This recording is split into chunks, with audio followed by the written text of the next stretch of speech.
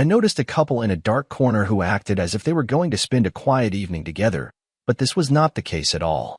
They came in after us, sat down to watch, and did not take their eyes off us from the moment we sat down. They might as well have had signs that said private investigators at work. Who are they watching? Follow me and my assistant Lily. In fact, Lily was more of a personal assistant than a secretary and always accompanied me when I was out of town on business. My wife's boyfriend thought there was more to Lily and was trying to find out for sure. He was trying to get information that he could give to Eva so she could divorce me and get a large sum of money.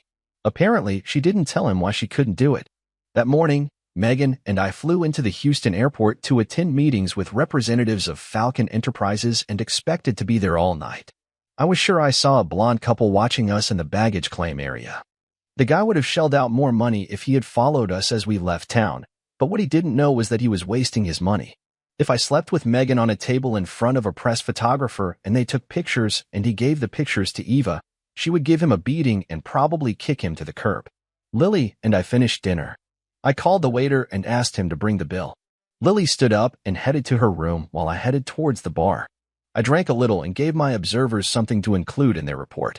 I asked a couple of ladies to dance and even sat down with one of them at a table for a drink.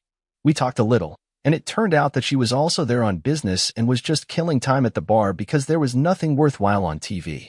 She made it clear that she wasn't there to get laid, and that was fine with me because that wasn't what I was there for either. I danced with her 2 more times and then headed to my room. Once there, I took a small black box out of my suitcase, turned it on, and walked around the room with it. I received this device from a friend who owns a company that is actively involved in security issues. It picked up electrical and wireless signals, bugs, so to speak. My room was clean, so I went to the door leading to the next room and knocked 3 times. I didn't worry about private investigators. Megan was registered in room 212, and I was in room 516. The adjoining room, 518, was in the name of Daniel James, and Mr. James did not exist. The fact that I lingered in the hotel lobby did not leave me indifferent and allowed Lily to go up to her room, wait 15 minutes, and then go to room 518. If anyone had followed her, they would have seen her enter her room alone, and we expected that once she was in her room, they would not waste any more time on her. Since I still had the team with me, Lily also had one of Chris' little black boxes and checked her room in room 518 before I went up to mine. Why did we jump through all these hoops? I knew for sure that the private detectives were not hired by my wife, and although I assumed that their employer was Eva's boyfriend, I wasn't sure. It could have been a little industrial espionage. I'm a part of one of my competitors. Either way, I figured it was better to be safe than sorry. Why was I so sure that it wasn't my wife who was behind the private detectives? I think that's the whole story. It started like many other sad stories, by accident. I finished breakfast, kissed Eva goodbye, and headed to work. Eva called after me and said, "Don't forget that we're having dinner with Rose and Daniel tonight, so try to get home early." I agreed with my mother that I would pick up the children this evening. Upon entering the garage, I pressed the button to activate the garage door opener, and the door opened. I got into my car, backed out of the garage, and headed down the driveway. As I was backing out onto the street, I reached over and pressed the button on the garage door remote, but the door wouldn't close. I pressed the button a couple more times, but the door still wouldn't close, so I pulled over to the curb, got out, and went back into the house. I had a few 99V batteries in my basement, and I knew from experience that when the remote control didn't work, it was usually because the battery was dead. I walked through the garage to the door to the house, and when I opened it, I heard Eva laugh and say, "The big idiot is gone. Do you have time to drop by for a minute before you have to go to work? Is dinner still on today? Fine. I love sitting with you, Daniel and Rose, knowing that we just cockled at thee again. Okay, darling. See you in 15 minutes. Then I heard a click as the phone was put back on the lever. My first instinct was to rush to Eva and tell her everything I had just heard, but a little voice in my head said, "Hold on, guy. Better find out everything you can before you get into her." I quietly closed the door, got into the car, and drove to work. I didn't have to park at the end of the block to see who would arrive in 15 minutes. From what I heard, it was Daniel. Daniel was the husband of Eva's best friend, Rose. I thought about the situation all the way to work, and the big idiot came up with a plan of action. The first thing I needed to do was gather more information, and I knew how to get it. As soon as I got to the office, I called Chris at Audit Security. Chris and I grew up together, and he was the closest person I could ever call a best friend. My father gave Chris the money to start his company when Chris was discharged from the Army. In the Army, Chris was assigned to the ASA, and he learned a lot that he thought would be useful to him in civilian life. He shared his ideas with me, and I persuaded my father to help him. When I got through to Chris, I told him what I had just learned and what I wanted to do. He said, "No problem, get her out of the house and don't let her in for 2 hours. We're having dinner with Rose and Daniel tonight. We'll probably go to Charlie's Grill, and it'll be at least 3 hours before we get home. I'll drop by for the key, Sam." "Sorry, dude. I always thought you and Eva were great for each other." "I thought so too, Chris. I thought so too. My problem is keeping myself from throwing myself across the table at Daniel and grabbing him by the throat. There will be plenty of time for that, buddy. Just act calm and earn yourself an Oscar tonight." "Yes," I thought. Much easier said than done. I took a pen and notepad and sketched out a plan of action. I needed to get more information first, and I just took care of that by calling Chris. The next step was to protect assets, including my loan. At some point, I would have to do something with the credit cards that held mine and Eva's assets. I would have to set up another safe deposit box in my name only and move some things. For example, certificates of deposit from the safe deposit box that Eva and I had access to. I wouldn't touch the checking account, but I would close the savings account and transfer the money. We would end up dividing most of our personal assets equally, but my largest asset would be out of reach. When we got married, Eva had to sign a strict prenuptial agreement that prevented her from ever getting a piece of the family company.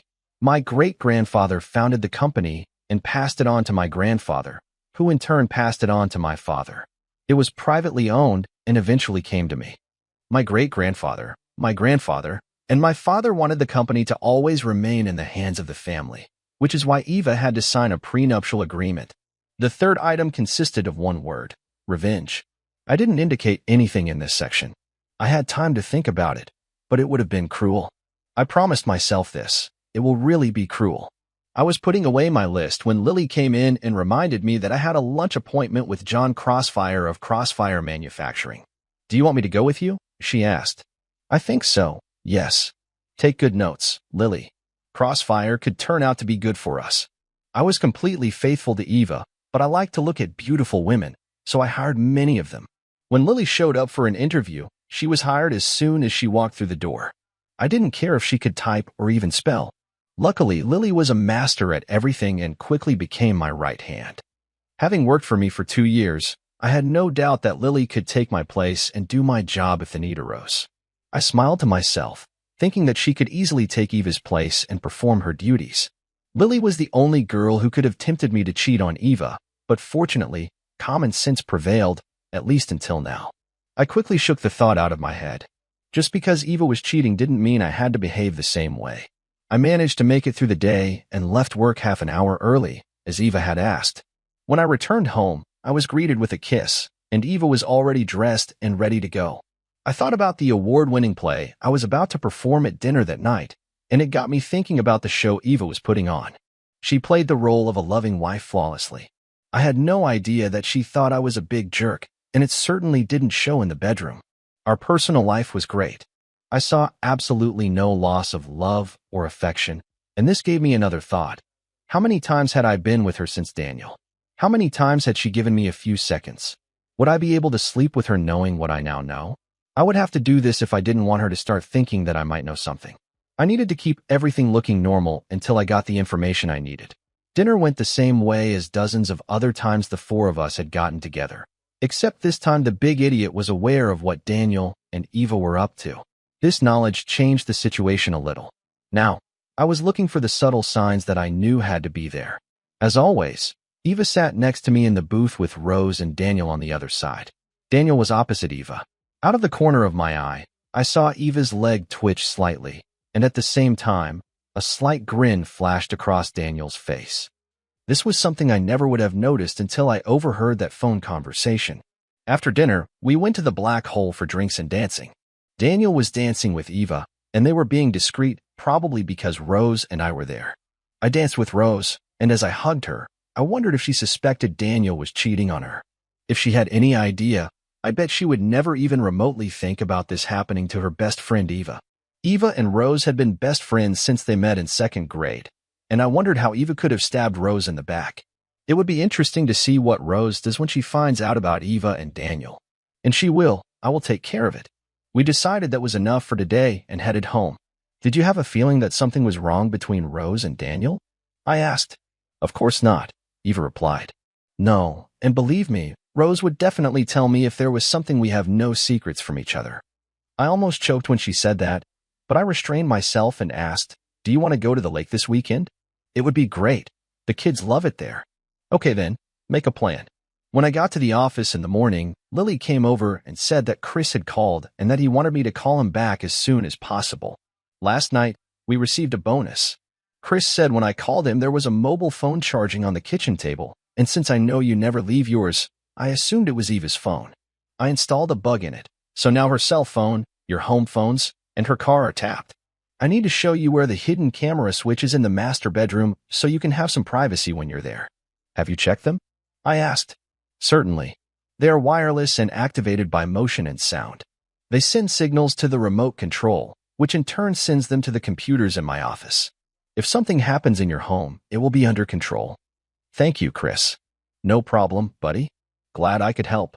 Unless something amazing happens, why don't we plan to have lunch every Friday so you can fill me in? I understand. Let's talk later. Bye. The rest of the week flew by, and I did a great job of being a loving husband. On Friday, I met Chris for lunch. Nothing unusual, buddy, he said, handing me an envelope containing the evidence collected so far. Right now, as we speak, she's in your bedroom with Daniel. From what we have gathered, it appears that this has been going on for many years. I have no idea exactly how long, but obviously it happened a long time ago. Perhaps something on the discs will trigger something that will give you an idea of how long this has been going on. On the other hand, they did not plot your death, although they were planning a divorce for both of them. There haven't been any details yet, but it looks like they're expecting some financial results. They won't get anything from me. I have a solid prenuptial agreement that covers the most important issues. I don't know, buddy, perhaps this will become clear in the next couple of weeks. They are confident that they are covering their tracks and that neither you nor Eva suspects anything. Have you decided what you're going to do? Chris asked. Not yet. I need a hell of a lot of information before I make a decision. I want you to keep collecting it, but could you somehow set it up so that I can access the information without waiting for Friday lunches? No problem. I can give you surveillance footage of the house, but not information about bugs in your phone and car. Do you want it at home or in the office? In the office. I don't want to risk Eva finding something that makes her think I know what she's doing. Chris pushed a small box towards me. These are bugs that you can put in her purses. If she's like most women, she has one or two favorites that she always uses. I returned to the office, and since I had a clear schedule, I went down to the conference room, picked up the cart with audiovisual equipment, and took it to my office. The cart was equipped with a large screen TV and the necessary equipment to play cassettes, CDs, and DVDs. I told Lily I didn't want to be disturbed unless it was a disaster, and then settled back to look at the CDs Chris had given me. There was nothing interesting in the phone records. It was mostly about negotiating meeting times and exchanging, "I miss you," and "I can't wait to see you again." The video was boring, to be honest. I've seen better. The weekend passed without intimacy, as Eva, the kids, and I slept in a tent by the lake. On Monday, I was too busy to check the CCTV footage from home, and on Tuesday, I took a short day trip, which prevented me from checking in on how Eva was doing. On Wednesday, I checked the channel from time to time, but did not catch anything. It had to be a success because Daniel was a real estate agent and could leave his office to visit Eva whenever he pleased, and I couldn't sit glued to the computer all day. On Thursday, I managed to catch them finishing getting dressed, but I would have to wait until lunch with Chris on Friday to find out what they were talking about. When I had lunch with Chris, he told me that the week had been rather boring. They met on Tuesday, as I expected, and of course, it happened the day before. How long are you going to continue? You already have enough information to kick her out. That's probably true, but I'm hoping to get some information that will give me an idea of when and why they started. I'm curious to know what they're looking for financially before they go through with the divorce. Let's wait a couple more weeks, and if we don't have anything by then, I'll end it. Eva wanted to make love that night, and I began to notice a pattern. She wanted to make love on the night she spent the day with Daniel. On Saturday, she told me she was going to go shopping for clothes and asked if I would mind babysitting. I didn't mind, of course, and we had a fun day together. Eva got home around 7 with a bunch of bags and packages, so I guess she did do some shopping. But she wanted to make love that night, which showed that she wasn't spending all her time in the shops. Since I found out about her and Daniel, I haven't made any attempts to have intimacy with Eva. I just followed her lead. I wondered if she would notice sooner or later, and if so, if it would make her think. I decided that every now and then, I needed to be the first one to do something. So on Sunday evening, I took the first steps and said, "Not today, dear. I've had a bad day and just want to go soak in the bath." This was the first time I've never refused her. That night, I did something I'd been putting off for a long time because, frankly, I wasn't sure I really wanted to know. After Eva and the kids fell asleep, I got out of bed and went to the kids' rooms. I carefully opened their mouths and ran the swab along the inside of their cheeks. The next day, I took them to the lab to run a DNA test and told them I would pay extra for expedited results. That night, Eva wanted to make love, so I assumed she had been with Daniel the previous day. This was confirmed the next morning when Chris called me. "We have something. They met yesterday, and I think you need to watch this before Friday. I'll mail this to you at 10:15. I had the CD in hand and headed to the conference room to use the audio-visual equipment. The conversation while they were dressing turned out to be instructive. "How long will it be before we can get a divorce?" Eva asked. "Ask Sam. Nothing has changed since the last time you asked.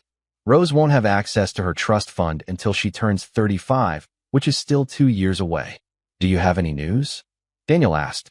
"Is Sam's father close to handing over the company to Sam?" "This is unlikely. The old fart is as healthy as a bull." "Well, since you can't get anything out of Sam, we'll have to wait until Rose turns 35. Why don't we just screw it all and get it over with?" Daniel suggested. "I'll take the children in the divorce, and I'm sure the court will keep the house for me until they turn 18. I'll receive a decent amount of alimony and half of our property, which is a lot. I'm not going to give up the chance to get half of Rose's $6 million.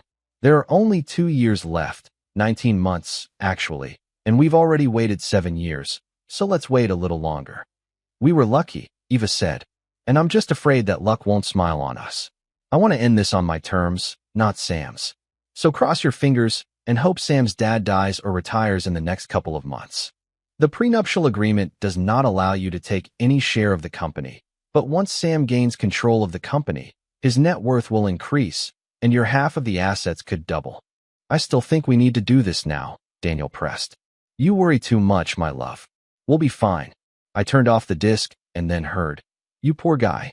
I turned around and saw Lily standing there. "Sorry, boss, I didn't mean to intrude, but the door was unlocked, and I needed to remind you of your afternoon meeting with Harrison from Apex Products." "How long have you been standing there?" I asked. "Almost from the very beginning. You were so engrossed in watching, you probably didn't hear me come in. When I saw you watching, I should have quietly left, but I couldn't tear myself away." "How long ago did you find out?" I asked. "Much longer than I wanted. This will stay between us, right? You know me, boss. You know I've got your back. What are you going to do?" "I'm not sure yet. I need a little more information before I make a decision. If there's anything I can do, just let me know." "Fine. Thank you, Lily." As I removed the disc, a plan began to form in my head. There were problems with this, but if they could be solved, it might work. The next week passed, and on Thursday, I stopped by the lab to see if they had the DNA results. They did. According to the tests, the children were mine. This changed the plan I had been working on, and this information gave me the push I needed to do something about it. I was going to attack through the back door. If I could do it, I would send them, and they wouldn't even know I did it. The hardest part was sitting next to Rose and not letting Daniel and Eva find out. The only way I could do this was to catch Rose alone. Luckily, I had a way to do this. Rose was a middle manager at a company we worked with, and I would visit them occasionally. When this happened, I would go into Rose's office and offer to take her to lunch. I really didn't want to do this to her, but she needed to know what kind of idiot she was married to, and she needed to know about his plan to screw her over. I arrived at Phoenix Manufacturing at 11:15, spoke with Marv, the purchasing agent, and then stopped by to see Rose. "Do you have time for lunch?" I asked. "With you?" "Anytime," she replied. We got into my car and drove away. When she saw me heading away from the restaurants, she asked where we were going, and I told her it was a surprise. She looked at me with confusion as we pulled into my assigned parking spot at work. I told her that everything would clear up in just a few minutes. I led her into the conference room, After warning Lily not to disturb us in any way, I locked the door and said, I hate to be the one to do this to you, and you may never want to talk to me again, but it needs to be done. Why should I stop wanting to talk to you? Rose asked. Previously, messengers who brought bad news were killed. Bad news? The worst, the absolute worst, I said as I inserted the CD into the AV device and pressed play. The screen lit up, and Rose saw Daniel cheating with her best friend. She stood stunned and then said, This is some kind of joke, right? I shook my head. I removed the disc and inserted another one. I've had this garbage accumulating for 3 weeks, and I probably wouldn't tell you about it until I decided what I was going to do. But it happened yesterday, and I felt like you needed to know so you could decide what to do. I turned off the CD I was playing and inserted the one Chris had sent me. She looked at it and then said, That pathetic son of a, that vile, two-faced, blood-sucking idiot, and this. I would die for her then. She couldn't stand it and started crying. I hugged her and tried to console her, although I knew it was impossible. I had just destroyed her world, and I knew exactly how she felt. It sucks, honey, and I know it. But now the question is, what do we do about it? What are you going to do? I was thinking about doing nothing and just letting things run their course until the kids were 18. If I divorce this cheater, she'll get the kids, and I'll be a part-time dad while your husband lives with them and has a big influence on them growing up. Once I found out about their plans for you, I had to rethink everything. I should have told you while you still had time to do something about it. What do you mean? You have almost 2 years before you get the money. I don't know what's on your mind. Maybe you love that worthless idiot and want to fight for him. But if I show you this CD, you'll have plenty of time to divorce him before you get your money. So, like I said, you have time to do something about it. If I divorce him, it will involve Eva, and you will no longer be able to pretend that you don't understand what's going on. For you, this means divorce, and you will lose your children. Maybe, but on the other hand, perhaps not. What does it mean if you don't use the materials I've already collected? Eva won't know what I know. We can put a private investigator on Daniel and use what he finds out. I know that Eva leaves home on weekends to go shopping, and that she is dating Daniel. The next time they do this, they'll be followed by a detective, and we can use his material to get Daniel. You can spit in Eva's eyes and then tell her you're not going to tell me because you don't want to hurt me or the kids. That way, I could sit on my material until I was ready to burn it. Of course, this may not work. She can simply say, To hell with Sam, I still want to get rid of him. I just do not know. This is a shitty plan. She can come running to me and confess and beg me to forgive her, tell a bunch of lies about how she never really wanted this, and so on. If she did, I would probably pretend to forgive her, at least until the kids were old enough to leave home. I just don't know. It's impossible to predict what will happen. I don't know how much longer I would have been thinking about this if I hadn't heard what Daniel was going to do to you. How did you even know about them? I asked. I told her about the overheard phone conversation and what I did after hearing it. She shook her head in disgust and said, I wish I knew how long this went on. I have one recording that says 6 years have passed. I just want to know how long this two-faced person who pretended to be my best friend was actually stabbing me in the back. She looked at her watch and said it was time for her to get back to work. On the way back, she told me that she was going to work with a private investigator and that she would contact me. I told her that if I had any additional information, I would make sure it reached her. For the next 3 weeks, everything remained the same. At the end of that period, I received a call from Rose. I have everything I need to go after Daniel. You were right. They did meet on weekends, and although my detective didn't photograph them in the motel bedroom, he did have photographs of them holding hands, hugging, and kissing and going in and out of motel rooms together. He did, however, take some good pictures from your living room windows. I'm going to see a lawyer this afternoon and hopefully get him indicted in a couple of days. I'll call you and let you know when. Once that happens, you should have a pretty interesting event. This conversation prompted me to take the next step. That night at dinner, I told Eva that we needed to start taking control of our finances due to the poor economic situation. The company had to take some steps to ensure its survival. My salary had been cut by just over a third, so we would have to start saving and watch what we spend. We would have to cut some expenses. I talked to the bank this morning about charging the house extra to help us get through this. I don't know how long this pay cut will last, and there may be more cuts before it ends, I said. But in the meantime, we'll need to make some adjustments. That night, for the first time since I knew about Daniel, Eva did not want to make love, although she had spent 3 hours with him that day. 2 days passed, and Rose called me. Today is D-Day, my friend. I called Daniel and made an appointment to discuss the sale of her house, so he would be there at 3. When he was served at 3, I would also stop by Eva's house to pay a surprise visit to this cheater. I'm going to make her an offer. She's smart enough not to refuse. If she agrees, you might be able to hold out for a while. I called Chris and told him what was going on. I'll be in the office late, and I want you to email me anything you can catch on the phone after 3. It was Thursday, and I could have waited until our lunch on Friday, but I didn't want to wait. I could have watched Rose's visit live, but I wanted to listen to the phone conversations that would take place after Daniel was served. At 3, I watched on my computer monitor as Eva was busy cleaning the house. The doorbell rang, and she walked to the door, opened it, and smiled when she saw Rose. The smile disappeared when Rose slapped her. Rose came into the house and shouted, "You worthless, two-faced backstabbing. How could you pretend to be my best friend while sleeping with my husband, and not even try to deny it? I had a private investigator follow Daniel for 2 weeks, and I have footage of both of your Saturday visits to the motel, as well as 6 of his visits here. You really should close the curtains or blinds if you're going to be cheating in your living room. This would prevent my detective from taking pictures. It goes without saying that you are dead to me, and when I leave here, I never want to hear your voice or see your face. By all rights, I should have left you alone, but obviously, I care more about your husband and children than you do. So I'm going to give you one chance to not ruin your husband and children's lives. When you talk to that worthless piece of crap I'm married to, you better convince him not to contest the divorce. If you don't convince him, and he resists, I'll make sure Sam gets copies of everything I have." She stood there staring at Eva for a few seconds and then said, "I still can't believe you did this to me." Then she turned and walked out. Eva rushed to the window and saw Rose getting into her car and pulling out of the driveway. I saw the anguish on her face as it dawned on her that she had just lost her best friend. I couldn't help but wonder at her thoughts. Of course, she couldn't help but know that she would lose Rose as her best friend when she dated Daniel. If she was upset about losing her friendship with Rose, why did she start sleeping with Daniel in the first place? I turned off the live feed and went back to work.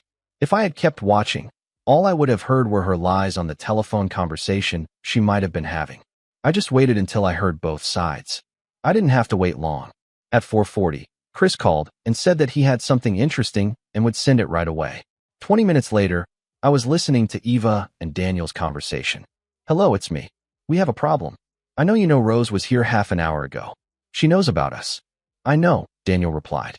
"I was just served with divorce papers and a restraining order. I think you need to prepare for your meeting with Sam, because I'm sure she'll bring him up to speed." "Maybe not after she hit me," Eva said. "She said she wouldn't tell Sam if I could convince you not to contest the divorce. How could I challenge him? I'm indifferent to her, and there are photographs and everything. I don't know. All I know is that she told me that if I talked you into not resisting, she wouldn't tell Sam anything. I'm not going to fight, especially when I know I can't win. So it looks like you're safe. If Rose was telling you the truth, why would she lie? A woman who was despised and all that. Maybe to lull you into a false sense of security, so you'll be shocked when Sam tells you. Either way, this changes everything." "How?" "We don't have to wait for her to get her trust fund. What we need to do now is focus on getting as much out of Sam as possible. It may not be so simple. According to Sam, we're having financial problems right now. The economy is so bad that the company has cut Sam's salary by 1/3, and he is negotiating with the bank to refinance the house to keep things going. What are we going to do?" "I don't know. I was counting on what I could get from Rose and what you could get from Sam to make the relationship work.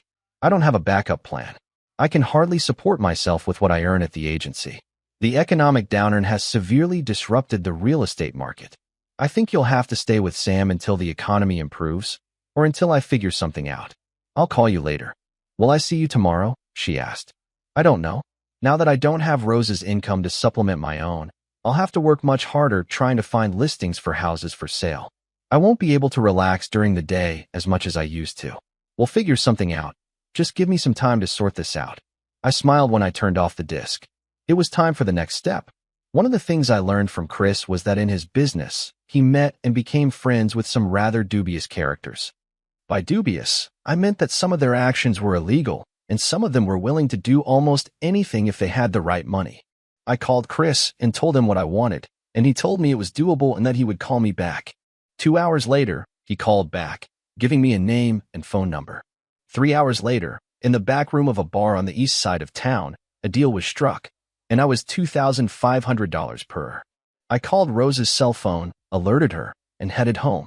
When I returned home, knowing that Eva had not seen Daniel that day, I insisted on intimacy and got what I usually got on days when she was not with her lover. Not a day, Sam. I had a really bad day, Eva said.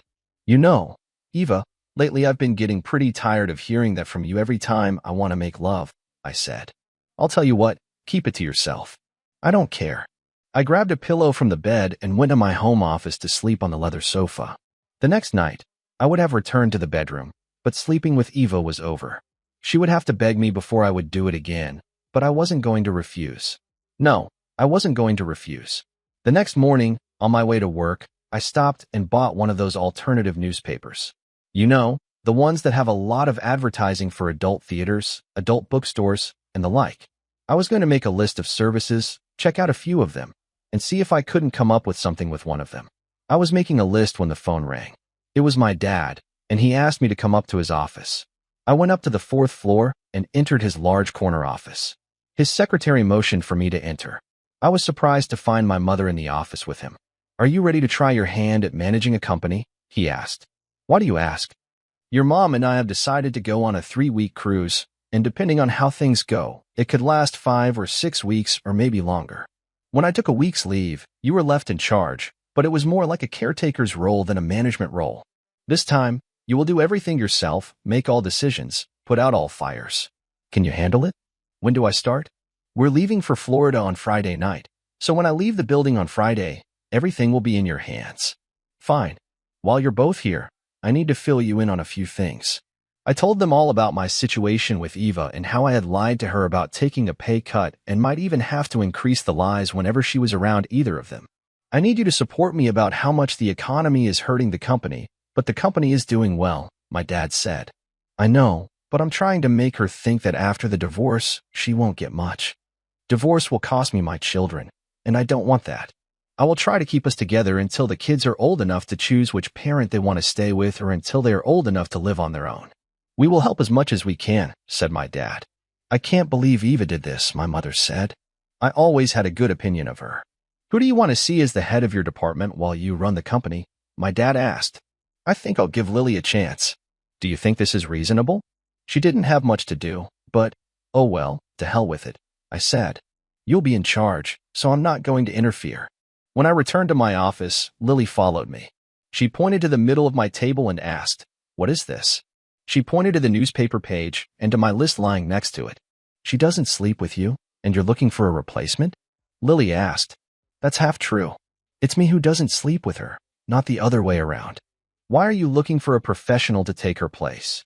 I have needs, and I'm not the type to hang around bars looking for a girl for one night. The solution to your problem is much closer, she said. Wow, and what could it be? I asked. Do you see yourself as the next Mrs. Englewood? No, at least not for now. I think we'd be a damn good match, but outside of work and our interactions here, I don't know anything about you, and you don't know anything about me. Based on what just happened, I'd say we're compatible, but there's more to a relationship than just good night. I'm interested to know if there's something more between us. Well, don't flatter yourself. It may take me a while to get rid of the first Mrs. Englewood. 10 years, actually. Now I'm thinking about staying married to her until my children grow up. I don't want to lose them in a divorce. 10 years. Lily said, looking thoughtful. We should have enough time to figure out if we're right for each other.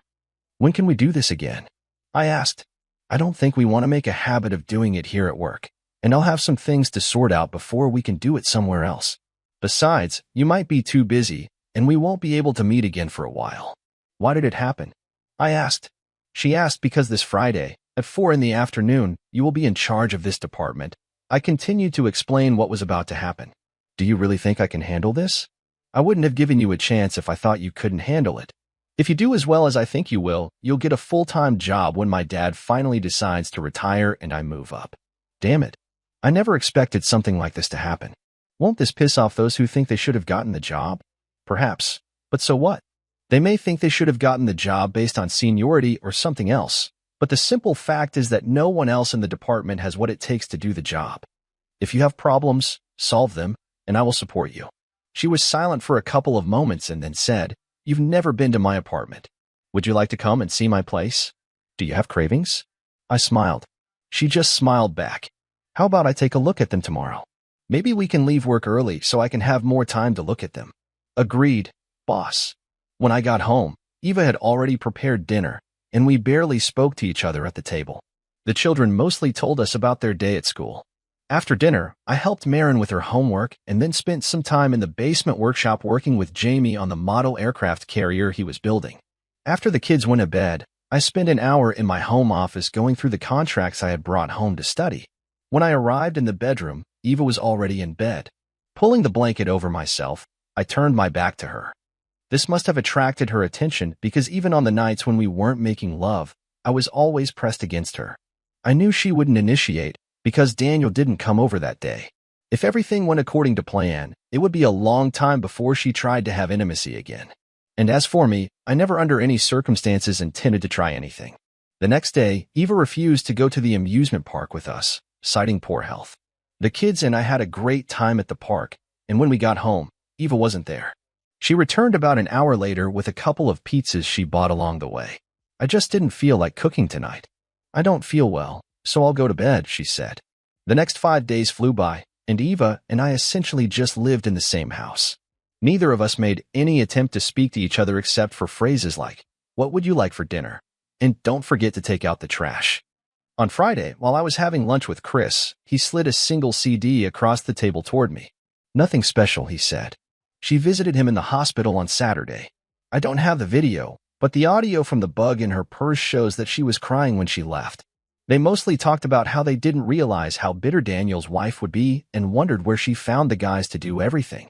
The least good news I think you'll find is that he told her that unless she divorces you and gets a large sum of money, they won't be able to carry out their plans. Daniel doesn't seem to have his own health insurance.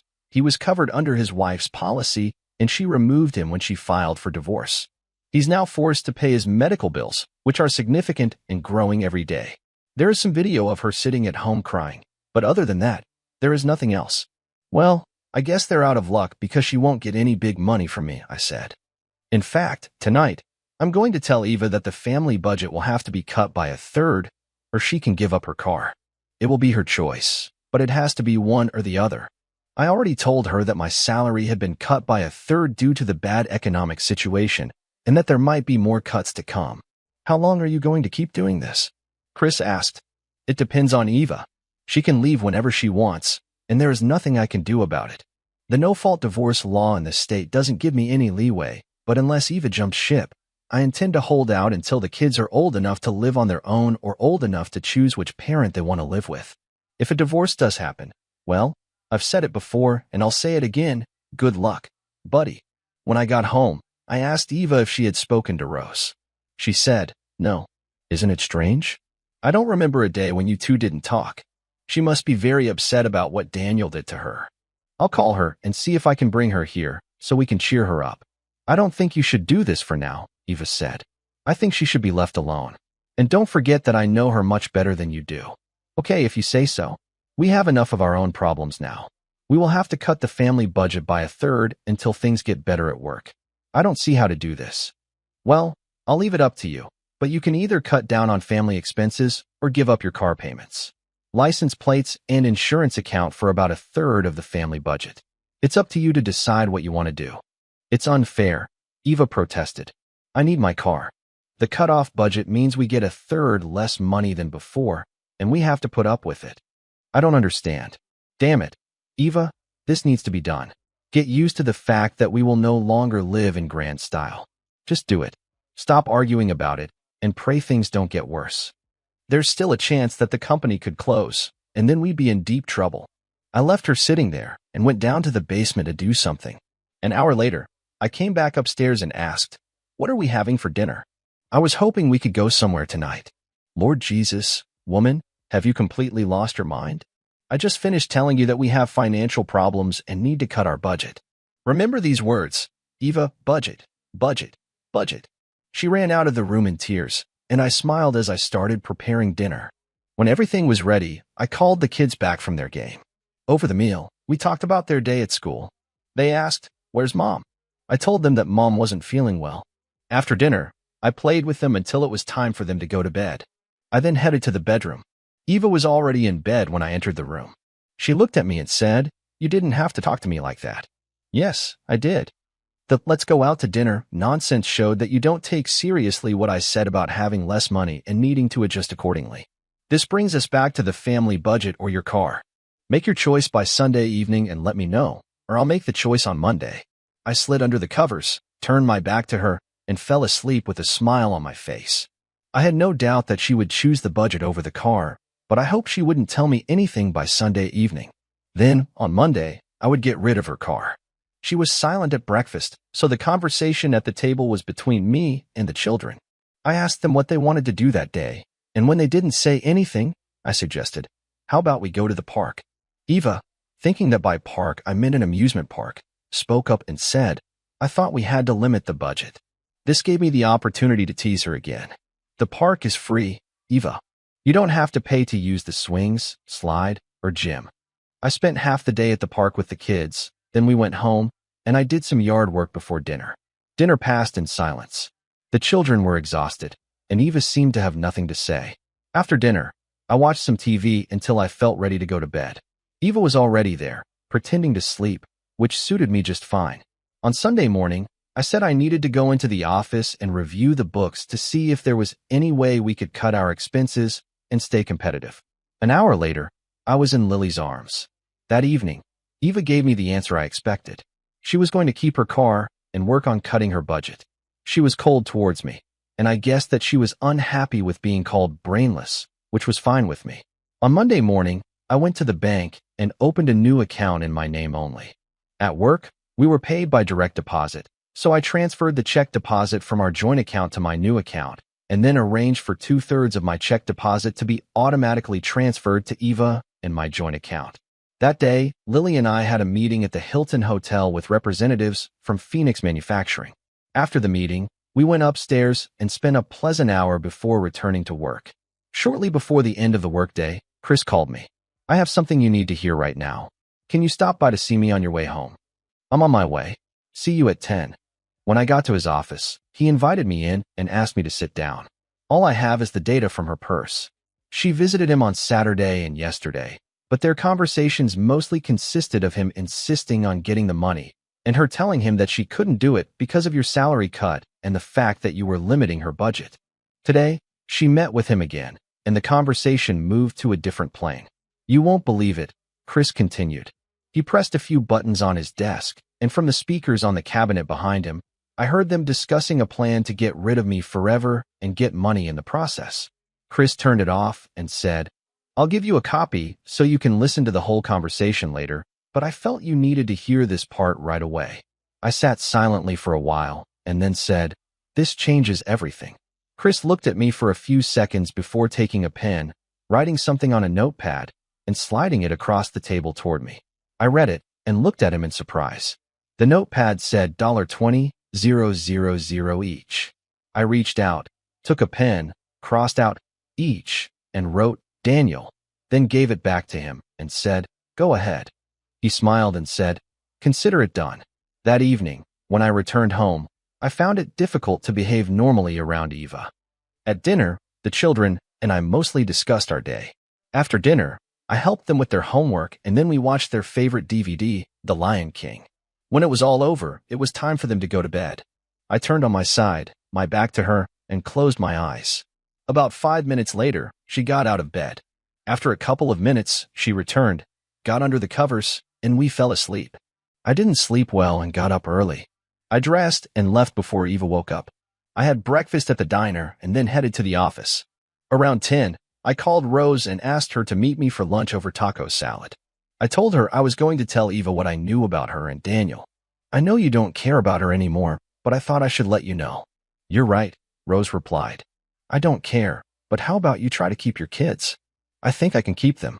Eva likes her lifestyle too much to give it up, especially since Daniel is unlikely to be able to do anything for her. She can stay and be a but for this. She will have to sleep in a different bedroom and pretend to be a faithful and loving wife in public. I think she'll agree to this. I have a club that I can use against her if she doesn't." "Wow, what is this?" Rose asked. I have all the videos and audio recordings of her and Daniel. She's playing my game, or the world will see who she really is. How's your divorce going? He's not resisting, so a decision should be made in about 3 months, I answered. I wished her well and went back to work. I called Eva and told her I would be working late and asked her not to make dinner for me. I took Lily out to dinner, and we ended up going to her place for dessert. I returned home at midnight, and Eva was already asleep in bed. Once again, I got up and left the house before Eva woke up. When I got home that evening, Eva's eyes were red from crying, and I found out why the next morning when Chris called me. I just wanted to let you know that I heard that your wife's friend's husband died yesterday afternoon. I learned that someone, probably one of the nurses, had not removed the air from the needle when they changed one of the Roman 4 bottles. Some people are simply unlucky. You might want to tell your wife about this so she can call her friend and offer support. I will. Thanks for letting me know. When I got home that evening, Eva was in a very bad mood. I got home half an hour later than usual, and when I walked in, she said, "Wouldn't you die if you called me and told me you'd be late?" The tone of her voice was exactly what I needed to understand what I was about to do. Do not shout at me. You're already sick of me. I walked away from her to wash the dishes before dinner and left her standing there with a stunned look on her face. 10 minutes after I put the kids to bed, I asked her to meet me in the office. When I entered, she was sitting on a leather sofa, and I took a chair at the desk. "First of all, I know why you and Rose aren't talking, and I know who Daniel cheated on her with," I said. She looked at me in surprise, and then anger crossed her face. "Pat didn't rat you out," I continued. "She said she wouldn't tell me if you talked her out of fighting the divorce. She didn't tell me. That's what I told her." As I said that, I pressed play on the VCR, and Eva saw for the first time the material I had collected. I let her watch for a few minutes, and then quickly moved on to the part about Rose's trust fund. "It was when I saw this that I told Rose about you and Daniel and showed her the footage. Why I sat with this and did nothing is none of your business," I said. "All that matters is that I decided to act. You have 3 options and only 3. First option, you pack your things and leave, and I file for divorce. In this case, you get nothing, and I get custody of the children. Second option, you stay here and be a mother to the children and my housekeeper. You will move all your belongings into the guest bedroom. As far as friends and family are concerned, we will still appear as a loving couple, but there will be, I repeat, no intimacy or contact between us. Third option, you can say, F you, Sam. I'm taking the kids, and I'll fight to get everything I can out of you. If you go this route, I'll hand over this little fragment to the police." I pressed play again, and she heard herself discussing my impending death by accident with her lover. "It's called conspiracy to commit murder, and you could face up to 25 years in prison in this state. While you're locked up, I'll divorce you, get custody of the kids, and they'll be grown up and on their own before you see them again. It's your choice, and I want to hear your answer before I leave for work in the morning. One last thing. Tomorrow, get your 5th point to the hospital and tell Daniel that when he gets released, he better get out of town on the first plane, train, or BS because I'm coming for him. If you care about him as much as he seems, this may help you choose the first or second option, because in the third case, he will end up in a prison cell next to you." "I can't," Eva said. "You can't do what?" "Tell him he died in the hospital yesterday late afternoon." "This is damn bad," she said. "I was looking forward to bringing him back to the hospital when he was discharged. Do you know what upset me the most? It's not like you fooled me, although that did make me angry. What really got to me was that when he suggested killing me, you didn't say, 'We can't do that,' or 'I won't participate in anything like that.' You just went along with it. Get out of here and move to the guest room. Don't forget that I want an answer by the time I leave for work in the morning." She got up and left. I took the disc out of the player and put it in my briefcase, which I took upstairs to the bedroom. I moved the dresser aside to block the door so they wouldn't come to me in the middle of the night while I was sleeping, and then I went to bed and had a good night's sleep. The next morning, I found Eva sitting in the kitchen with red eyes. I poured myself a cup of coffee and asked, "Well, what's your answer?" "You already know," she said. "And don't pretend you don't. I can't leave my children, and I don't want to go to jail." "Fine. We'll discuss the details when I get home in the evening. Don't wait for dinner, because I'll be working late." I had a great day at work, and of course, staying late was a euphemism for hanging out at Lily's apartment. I got home around 9 and found Eva watching TV. I just looked at her and said, "To the kitchen." I walked into the office and put my briefcase on the table. When I arrived in the kitchen, Eva was sitting at the table. I sat down opposite her and said, The rules are simple. You will remain the same mother you always were. You will keep the house in order as always, and you will behave normally when the children are around. When we are in public or with friends and family, you will play the role of an attentive and loving wife. The excuse for us sleeping in separate bedrooms will be that I snore so loudly you won't be able to sleep. As for your life, I leave it up to you, but you will never bring another man into this house. Whatever you do, try not to let it become public knowledge and cause me humiliation. This shouldn't be a problem for you since you have enough practice. You managed to keep me in rows in the dark for over 7 years. If you follow these rules, nothing will change for you. You will still have your credit cards, access to your checking account, and your car. The only change is that you will no longer have a loving husband, but that shouldn't matter because you didn't want him anyway. Eva sat there silently for a moment before asking, "How long until the children turn 18 or start living on their own?" "What then?" I asked. "Who knows? That's still 12 years away, and a lot can change by then. You can also choose the first option anytime you decide you want it. I'll even tone it down a little. I'll pay you $5,000 for every year you last, and if you last at least 5 years, I'll buy you a new car that you can drive away with." Eva sat there, stunned. 7 years, she finally said. And everything turned out well to all observers. I'm still a devoted wife and mother. I've had several boyfriends, but I kept them all a secret. I doubt any of our friends and family know about it, except for my parents, of course. I told them all about my affair with Daniel and my current relationship with you, but I never told them the story of how you talked me into agreeing to this arrangement. I looked at her, understanding more clearly than ever that this was the path we were now on. That night, I went to bed, not sure what tomorrow would bring. But as I lay there in the dark, I realized that this arrangement was just as much about power as it was about survival. Eva was a master at manipulating the situation, but I had learned to be just as ruthless. She had always played the long game, but now, so was I. In the coming weeks, I would execute my plan more precisely, and our charade would continue.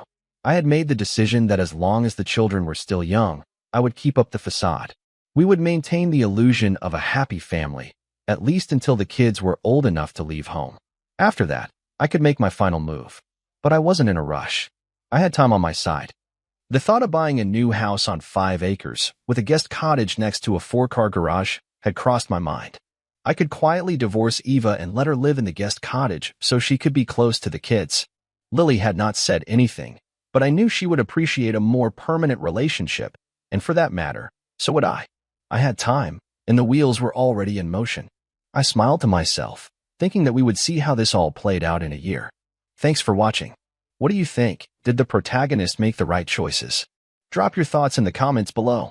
Don't forget to like, subscribe, and hit the bell for more.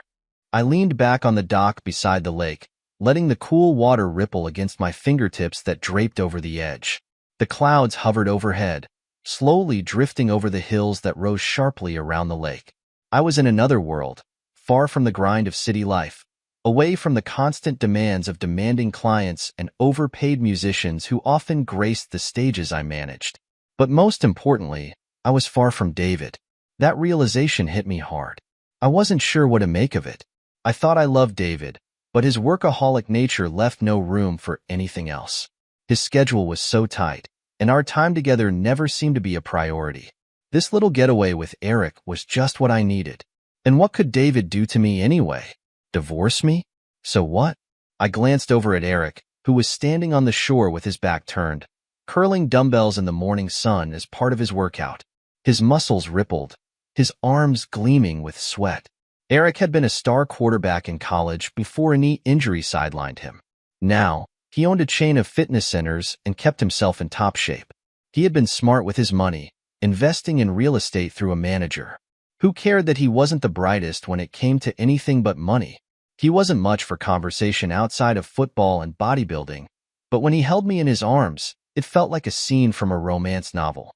I swooned when he lifted me and carried me to bed. Sure, he might have been lacking where most men compared, but he more than made up for it with his skills and his wealth. So, David, I mused, go ahead and divorce me.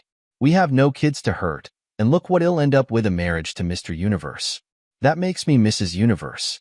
I'll trade in a dusty theater for a gym where I can work out whenever I want, or just sit around watching bodybuilders in tights all day if I choose. I couldn't wait for David's Calla call that might never come. I remembered how David reacted when I told him I was spending the week with Eric and how I would be much better off with a rich young stud than a workaholic loser like him. I half expected a process server to track me down here with divorce papers. I picked up my cell for the 100th time, just to make sure it was working and ready for his call. The battery was charged, the signal was full thanks to the nearby cell tower, and the ringer was on loud. But no calls from David. No one from work called either, as I had arranged this vacation week months ago. Still no call from David, even after I sent a message saying, "I hope you sleep well in the bed you made." It was clear he was determined to move on. How could he threaten me and then not call for 10 days? Here it was, Thursday, and nothing from David. I sat up on the dock, my sun-kissed skin glowing from 10 days' worth of relaxation. Every afternoon, we toured different wineries, and each night we sampled various local taverns. I loved the lakeside setting. The evening sun cast a beautiful glow on everything here. Why had David always insisted on vacationing at the same old cottage on the Cape? No crowds here, no noisy beaches, just the quiet solitude of the woods. I couldn't break free from thoughts of him. Why hadn't he called? It was so strange. I sat up and called our home number. The message service answered, and it was aggravating to hear my own voice on the recording. I left a message in David's inbox, saying I'd be home early Saturday and we could talk then. When I hung up, I sat there, pensive, phone still in hand. Maybe there would be no divorce. Maybe David was scared and would beg me to come back, too proud to call now. Maybe, just maybe, he'd do better from now on, cook, clean, and keep me in the manner befitting a queen. Ah, yes, David the cuckold, would serve my every whim while I ran off to enjoy the fabulous body of my stud, Eric. Of course, after Eric had swept me off my feet and spoiled me with his talents, I could always go back to David to fill the void with that big, beautiful tool of his. I'd make him beg. David should be home. If he was angry, why hadn't he called? And if he wasn't angry, what was he feeling? I knew he didn't have a work event this weekend. Where was he? He hadn't called in 10 days. Not even a text. It was very strange. He was robbing me of the argument I had been rehearsing in my mind since I left. I wanted this fight. I wanted to see his passion, and he wasn't even satisfying me with that. I called home again, and this time, I keyed in the code to my personal message box instead of the general family one. It was full frantic calls from neighbors, from David's mom, and most disturbingly, several from a Detective Brown. Apparently, David had been badly hurt, and his injuries had attracted police attention. My mind raced, but I focused on the last time I saw David. I remembered how he had tears in his eyes when I told him he was no longer the only man in my bed. I looked at him with disdain and told him to man up and stop crying. Eric stood snickering quietly in the doorway, which made me grin as well. Be a man, I had told David. Let me go. If Eric doesn't measure up, he'll be back next week, and we can talk. David had said, wiping the last tear from his eye. If you leave, everything will change. There's no going back to where we were. I grabbed my bag and headed out the door. He'll be right there, Eric said. I just have something to say to this little wimp first. As I sauntered to the car, Eric walked up behind the sullen David. Eric's massive arm sent his fist hurtling towards the back of David's skull. The beating was short but brutal, as the first blow smashed David's face into the baseboard. He was unconscious from the start. He didn't feel Eric kicking him in the gut or pummeling him with his fists. He didn't feel his spleen rupture or his bones break. Eric wanted to leave a memory of intense pain for David to wake up to. He left without closing the door, got in the car with me, and headed north to the lake. I smiled the entire trip. I remembered meeting Eric last winter. David had always stayed so trim and fit with his running, boxing, and high physical activity level at work. I, however, had gained a bit of weight. Though not fat, I looked much closer to 42 than my husband, who was the same age. I joined Eric's gym and hired him as my trainer. I could still remember how he first kissed me in the hot tub when we were the only two there. I was so enamored by the attention that I let Eric take me upstairs to his apartment, where we spent the night together. It had been like nothing I had experienced with David. Though Eric's tool was smaller, he was so vigorous in its use. He was an animal in bed. David had been on a trip to supervise a touring company for his latest show in Seattle, and was away for 10 days. He even called me and spoke tenderly of how he missed me, all while Eric was giving me all his attention. Eric and I spent that week together, doing things I never thought I would. When David arrived home that Saturday, too weary from travel to make love, I felt it was a good thing. I woke from my daydream, worried. I worried about David's condition because I still cared for him. I also worried about the ominous message Detective Brown had left, asking me to contact him regarding David's situation. He wasn't calling to inform me of the attack. It sounded more like something I should already be aware of. I saw the hulking figure of Eric finishing his workout with chin-ups on a low-hanging branch. "Eric," I asked, "what did you mean when you said it was taken care of?" He looked up. "What do you mean? Last Thursday, at my house, when we left, and you came out after me, you said it's taken care of. What did you mean by that?" "Oh, just letting him know who's boss. There's only one top dog in any pack, and I'm going to make sure I'm yours." "What did you do?" I asked, alarmed. "I punched him in the nose, roughed him up a little. It was no big deal." "Eric, the police left a message on my machine. David was badly hurt." "Not by me," Eric lied. "He was awake and moaning when I left. Maybe he got hurt after getting drunk or had a burglar beat him after we left." "We have to go back," I insisted. "No way," he answered. "We have 2 more days of fun in the sun and 2 more nights together." "Eric, this is serious. David was badly injured, and the police will be suspicious that I wasn't there and didn't contact him. It's not going to look good if you hit him.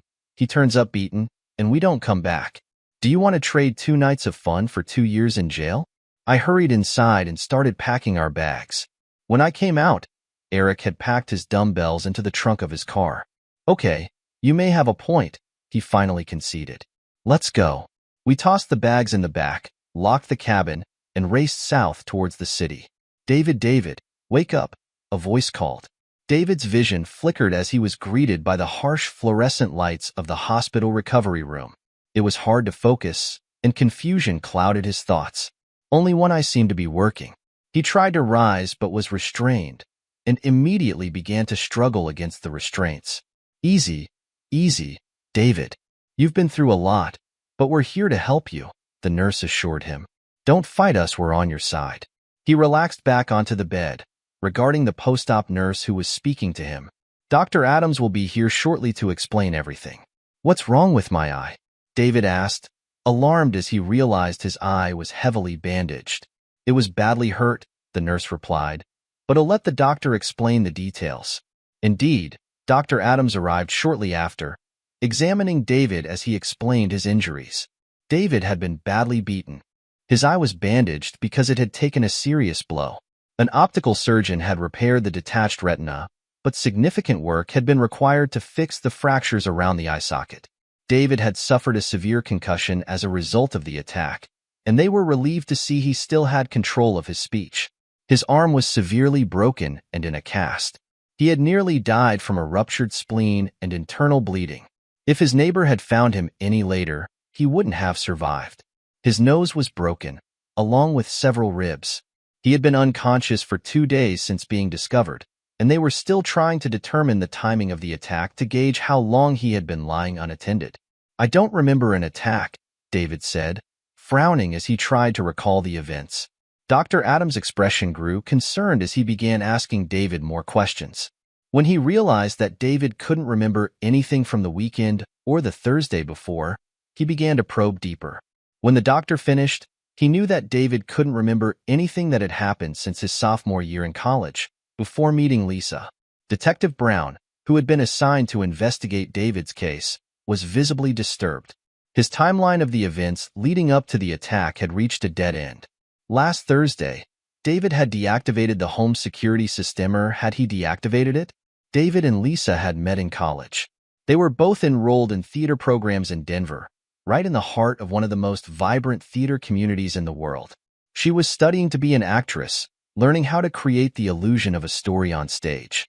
She was talented, but had difficulty taking direction, preferring to give it. Her professors noticed her creative ideas and began grooming her for a career as a director or in theater management.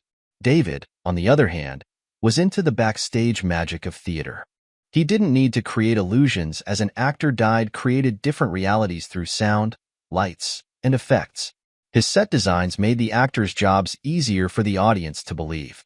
David was immediately recognized as brilliant. He was one of those rare talents who understood all aspects of technical theater and was as comfortable designing lighting looks as he was creating sound plots. They met when they were both hired to work on a summer stock project in upstate Los Angeles after their sophomore year. Lisa was brought in as the stage manager for her mentor, who had just been hired as the director for 2 of the company's summer productions. David had worked there for 2 previous summers as a house electrician, but had been promoted to assistant lighting director that year and had the opportunity to design one of the shows. Working closely together, they were instantly attracted to each other. This would be the first of many productions they collaborated on, both as students and later as they built their careers in the field. Lisa was a slender, willowy vision with a killer smile beneath her deep blue eyes. She was curvy where it counted, but without a speck of extra weight. Her long, tan legs were always visible beneath the shorts she wore, and her tops were conservative enough to say, "Please behave," while still revealing just enough to suggest, "I may have a surprise for you." David was dashingly handsome. He was an avid runner and an amateur boxer, claiming his best ideas came during his morning road work, once his mind was clear of daily distractions. He looked like he worked out regularly, though he didn't need to. Day-to-day lifting and climbing required by his work kept him fit and trim. They began to seek out opportunities to be together. Junior year flew by in a blur of rehearsals, set designs, and late-night talks that deepened their bond. By the end of the year, both of their careers were already established. David was working regularly as a designer at several small theaters in the suburbs and frequently backstage at downtown theaters for established designers. Lisa landed a job backstage at one of the city's major opera houses, a steady position with great benefits that she could keep for life. They shared a small apartment just around the corner from her theater and enjoyed the bustling performing arts scene in the city. David could remember the tender moments they shared. Lisa was a tasteful decorator and a master shopper, transforming their apartment into a chic, cozy space that became a popular hangout for their friends. David was a gourmet cook, and whether preparing a dinner for themselves and company or just for the 2 of them by candlelight, he always delighted Lisa with his culinary skills. In his bed, they shared a passion that strengthened their bond even further. David could recall their wedding in vivid detail. The ceremony in the small church came flooding back, could hear the small organ playing Bach and smell the distinct aroma of beeswax candles burning at the altar. His eyes watered at the sight of his bride walking toward him, smiling. He could taste the delectable meal at the little French restaurant where they had their wedding feast. They had danced and then hugged their family and friends as they left for the little inn where they would spend their wedding night. It was perfect. The room was lit by a fire in the brick hearth just beyond the foot of their bed. They stood beside the flickering flames and kissed. Dr. Adams visited on his evening rounds, pleased to see David remembering events up to his wedding, but there was still a 15-year gap. He agreed to give David some information as long as he received it calmly. "You are still married to Lisa, according to the neighbor who found you and saved your life. You are still working as a freelance theater designer and are quite successful. You own a fine home very near this hospital. You and your wife have had no children, but otherwise, you were the stereotypical happy couple living the American dream." The doctor went on to explain the seriousness of David's injuries again, now that David seemed more alert and lucid. They had every confidence that he would recover fully from everything. He explained each injury in detail, but David heard nothing but a blur of words. David's bandages were removed from his eye on Thursday morning. His body clock was finally freeing itself from the effects of his trauma and the anesthesia from his surgeries. He was alert and even flirted with the nurses. Repeated interviews with the police had yielded nothing new, frustrating Detective Brown. David was pleased to have remembered his pleasant home life with Lisa, his work on shows up until about a year ago. He also remembered some sort of big project with his studio, something involving his recording equipment, but he couldn't get a clear sense of what it was. He also remembered an intense pain, somehow related to the pains in his head, but he couldn't place how. He slept easily Thursday night, knowing he'd be able to go home on Saturday. As David was falling asleep, Lisa arrived home to a dark house. Eric carried her bag in for her, and they were both stunned to see the notice taped to the door that the area had been a crime scene. But that processing was complete, and the occupants could return inside. Lisa froze at the sight of a large pool of dried blood on the hallway floor where David had laid. She looked at Eric. Just a punch in the nose? Huh? She whispered. Eric blanched in his rage. He may have gone a little overboard, and if he had left David in a critical state without aid, he could be charged with something more than simple assault. His mind searched for an explanation, but all he could muster was, "We can't tell the cops I hit him, Lisa. We have to say I left first, carrying your bag to the car, and that he was fine when you left." "This is bad, Eric.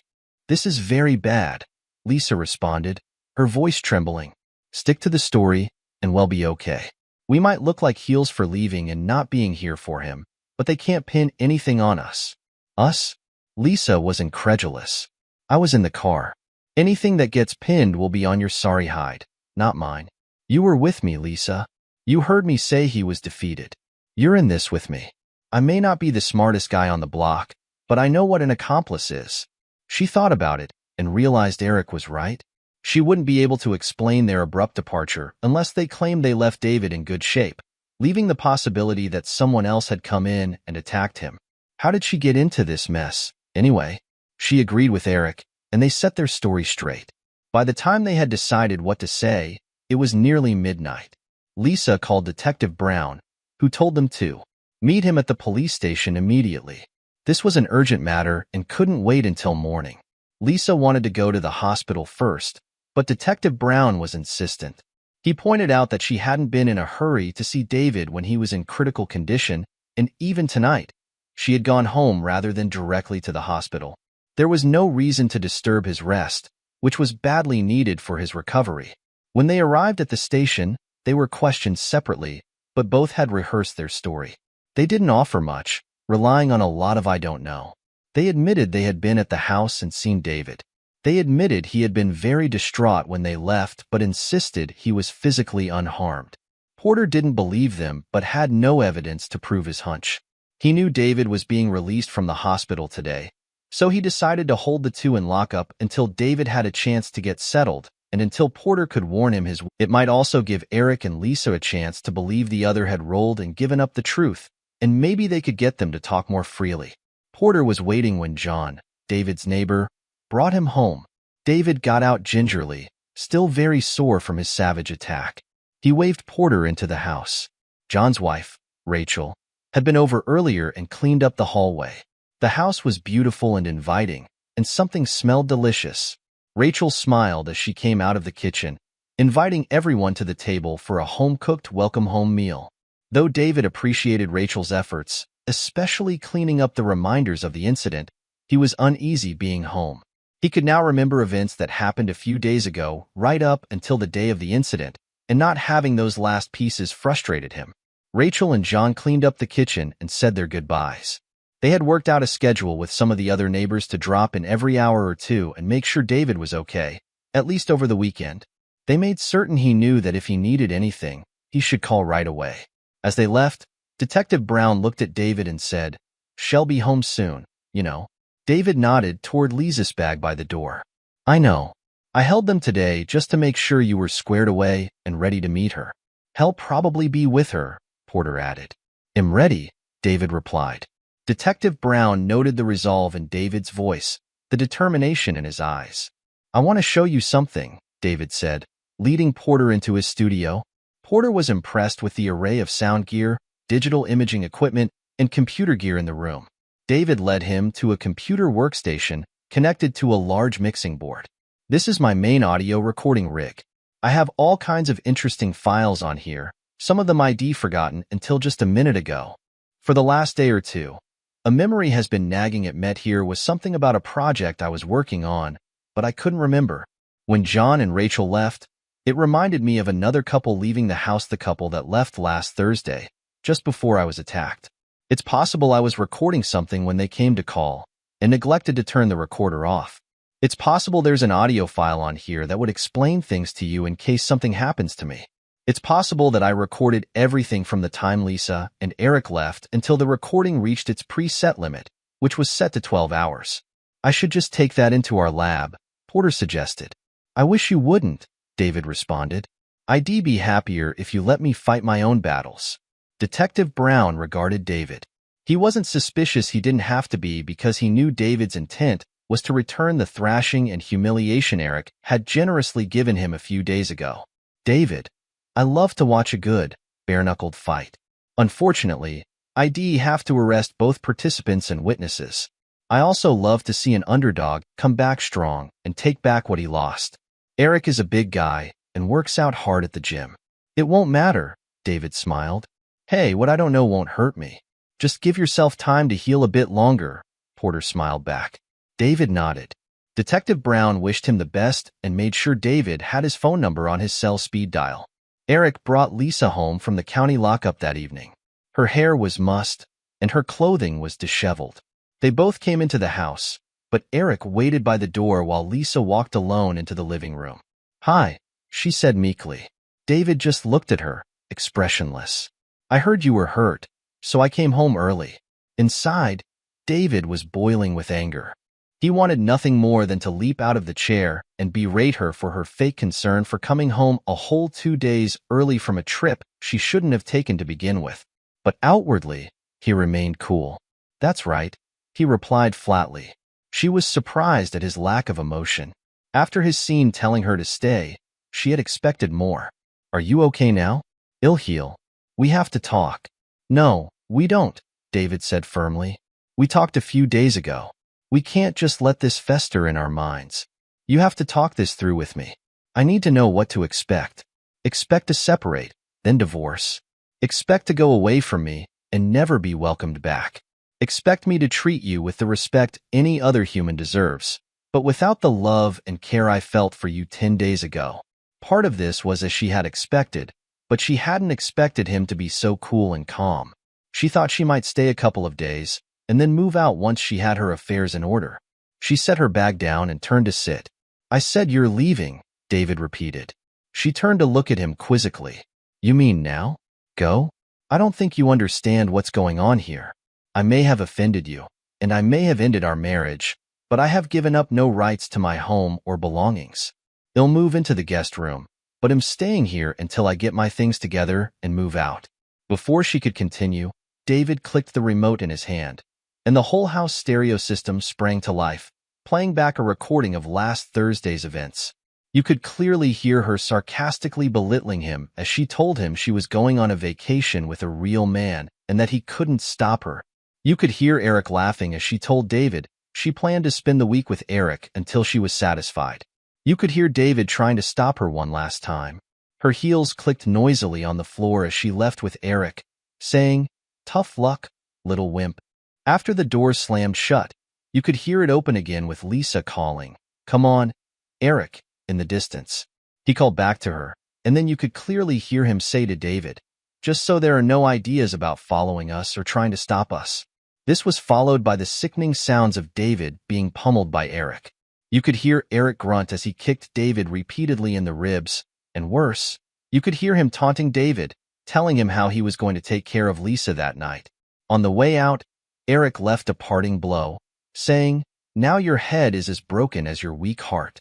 You just lay there in your blood and think for an hour or two you'll realize she needs the big dog to make her happy, but she'll come back to you when she realizes the big dog can't stay with anyone for long." David looked at a mortified Lisa.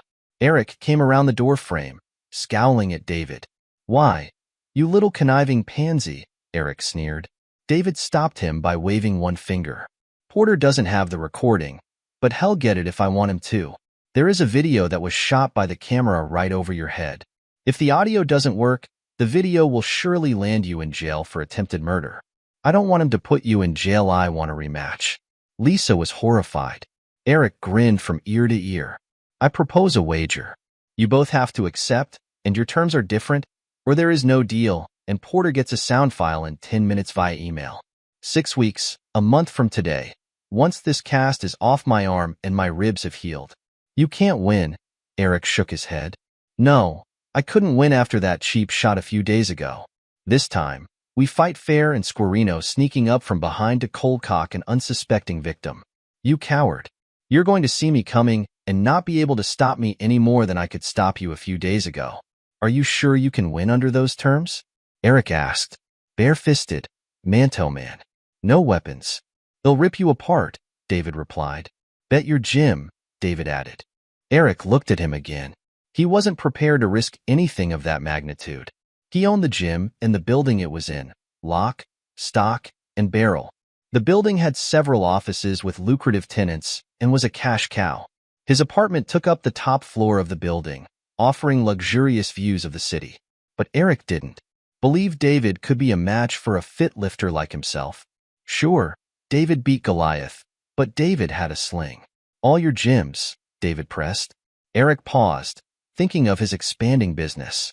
Not only did he have his flagship club, but he had also built 6 satellites around town, and they were flourishing to the point that he was considering selling franchises. What about all that against your house and all this nifty electronic gear? You're nuts, Eric said. No, my house and gear are not on the table. You're betting against this recording and all copies.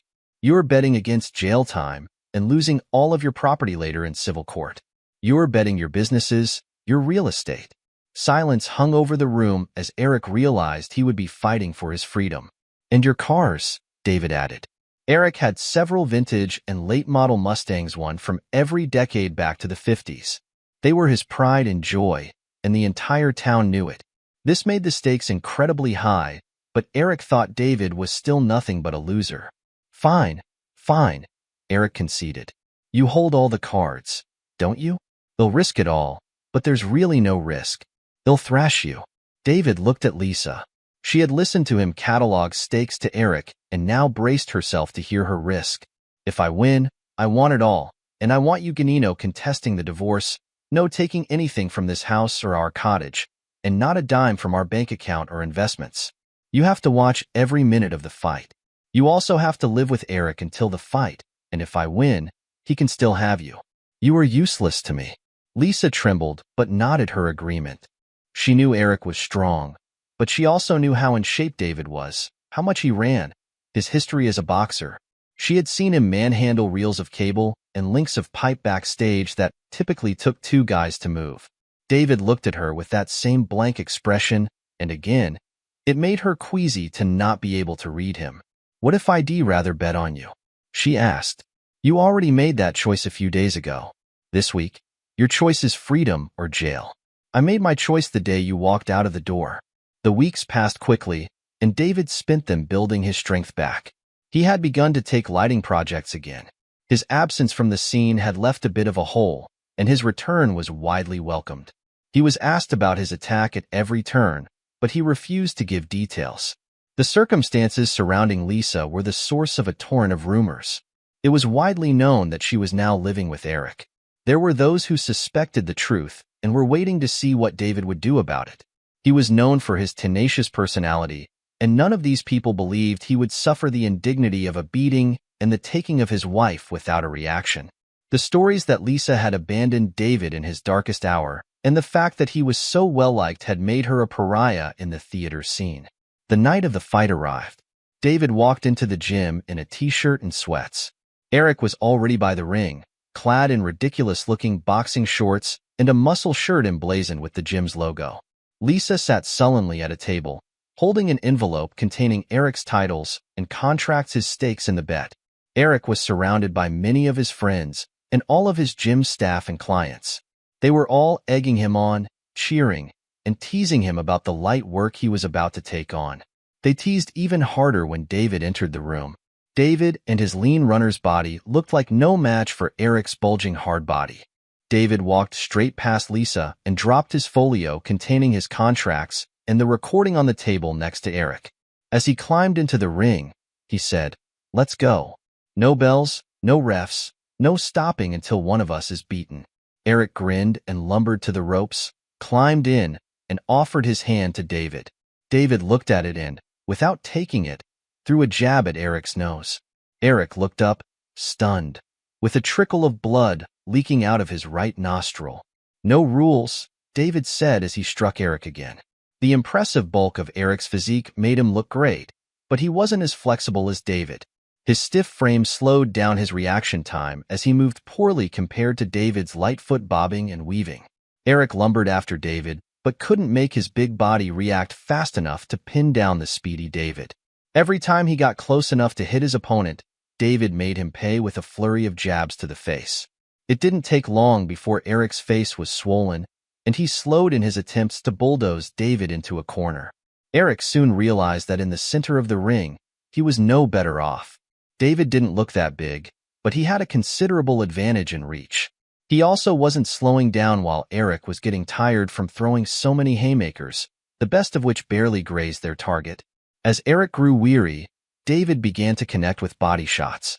It didn't take long before Eric's hands grew heavy and dropped. David picked him apart, and 15 seconds later, he opened a huge gash on Eric's forehead, then a giant welt under his right eye. "Give it up, Eric," David said. "You can barely stand. You can't defend. You've lost." Eric looked up at him, panting heavily. Both eyes were swollen, and blood was oozing from his nose and a nasty cut beneath his eye, the one that could still see. "Give it up now, and he'll leave you with more than you deserve. Apologize in front of everyone here. Do it now, and he'll just take this gym, this building, and the 65 convertible. You keep the rest. If you don't give up now, they'll knock you out and take it all." Eric knew he was beaten. His head was down already when his body sunk to its knees. "I apologize." David went to the table and fished out the deeds to the building, the gym, and the title to the 65 vet. Papers in hand, he looked at the assembly of Eric's friends and associates. "I'm closing the gym and opening a theater school here. I will honor employment contracts you have with Eric, but will expect you to work for me in a useful capacity. If he transfers you to one of his other gyms, I will release you from contractual obligations here. For those of you who are tenants in the building, I will honor your leases and treat you fairly in negotiations when they are up. However, there will be a different atmosphere here, as this room will be renovated into a theater. Should you choose to vacate your leases due to this change, I will release you." Lisa stared incredulously at David. They had long shared the dream of establishing a community of theater professionals and amateurs alike dedicated to furthering the state of theater arts. He was not only establishing their dream without her had the resources to do it because of her betrayal. She felt left out entirely, and suddenly very lonely and cold. The color drained from her face. She stared at a beaten Eric, his face swollen and bruised as his friends bandaged him up. Eric never looked so pitiful, so broken. David never looked so bold. There was no gloating, no arrogance, just the cool confidence with which he did everything. 6 months later, Lisa was still living with Eric. Neither had been interested in the other since the fight, but they had to live together. It was a cool coexistence, as each believed the other was responsible for their failure. Eric never tried to contest the arrangement with David.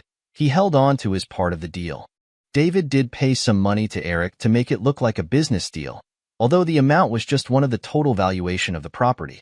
Lisa had quickly and quietly moved from her home, which was now entirely David's. The divorce was finalized long ago. David hadn't spoken to her since the fight and didn't return calls the few times she had tried to reach out. Eric continued to build his business, but growth had slowed. Word of his defeat spread, tarnishing his reputation. David successfully converted the main gym into a marvelous theater space, carving out smaller areas for rehearsal spaces, shops, and dressing rooms.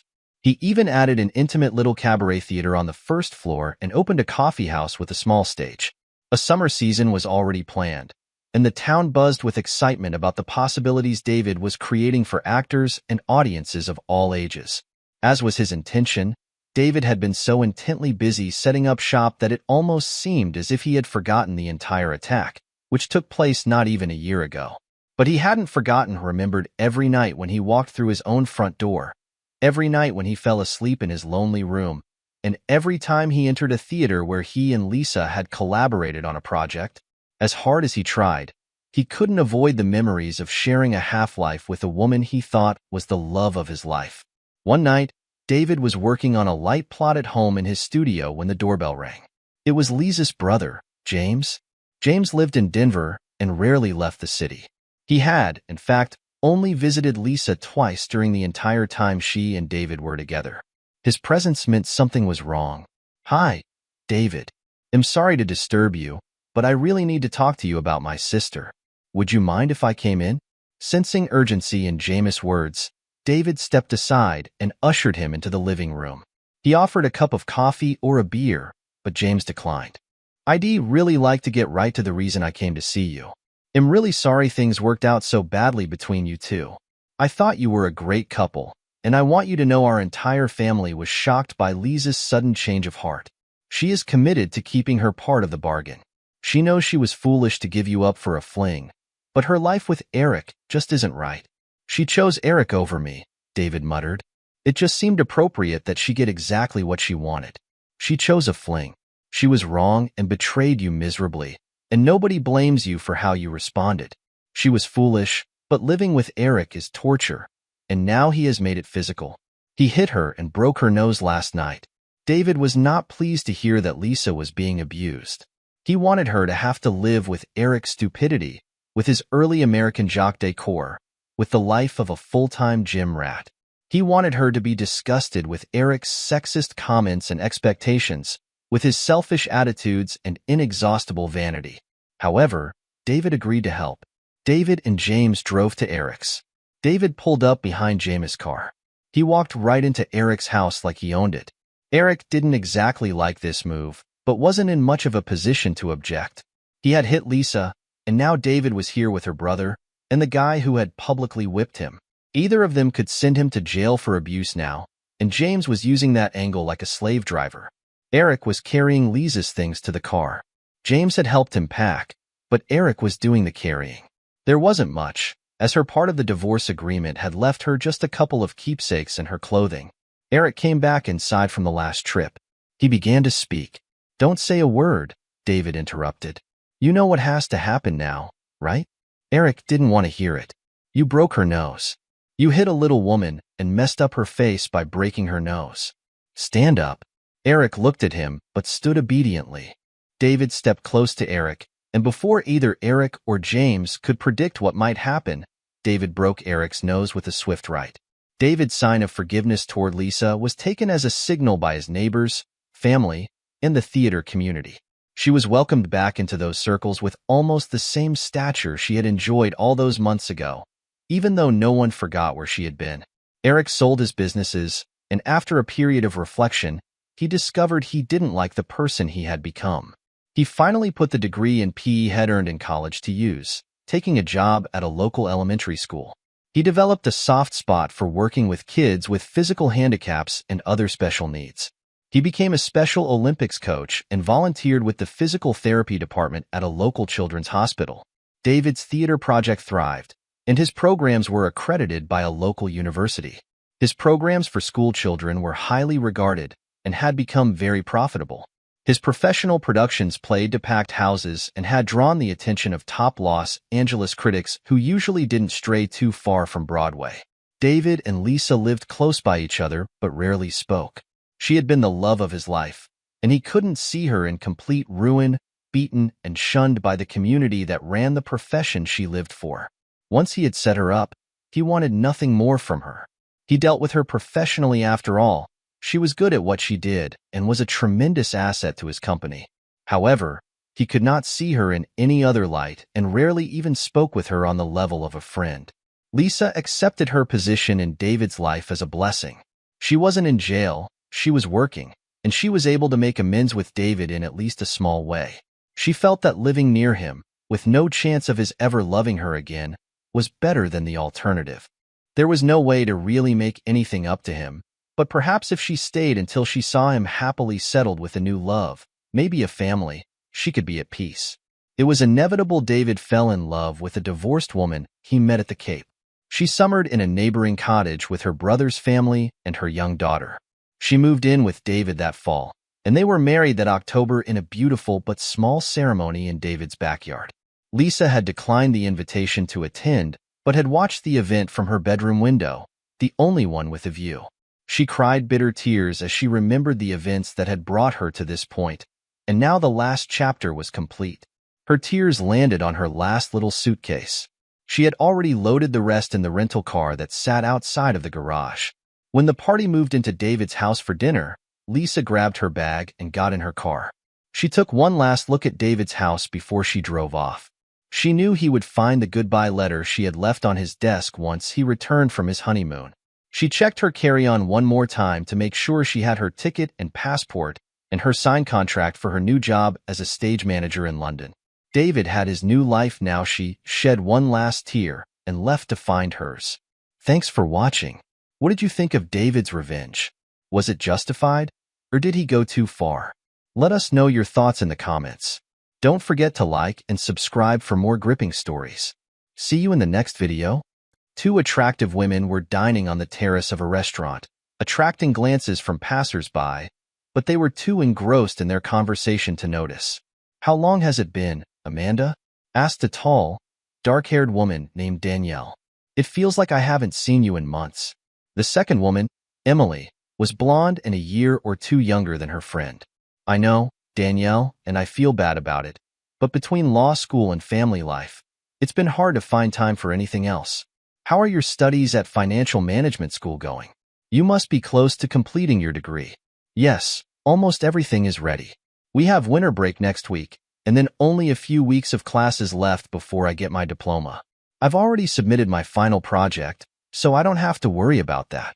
Even better, it looks like it'll be exempt from all exams, so everything should be smooth. That's wonderful, Danielle. Congratulations. Do you already have a job lined up? No, I've been really busy the last 2 years, so I'm planning on taking a little break before entering the job market. I want to relax and have some fun before I get back to work. But enough about me. How are you doing? Is there a special man in your life? I'm doing well, but I'm still looking for the right guy. Emily looked at her brunette friend with an appraising glance. With your looks, I wouldn't rush to settle down. I bet you could go out with different guys every night if you wanted. Danielle gave her friend a sarcastic smile. Believe me, Amanda, living alone these days isn't all it's cracked up to be. To find one decent guy, you have to go through a dozen jerks, and frankly, it starts to get boring. To tell you the truth, I'm a little jealous of you being happily married to such a wonderful guy like David.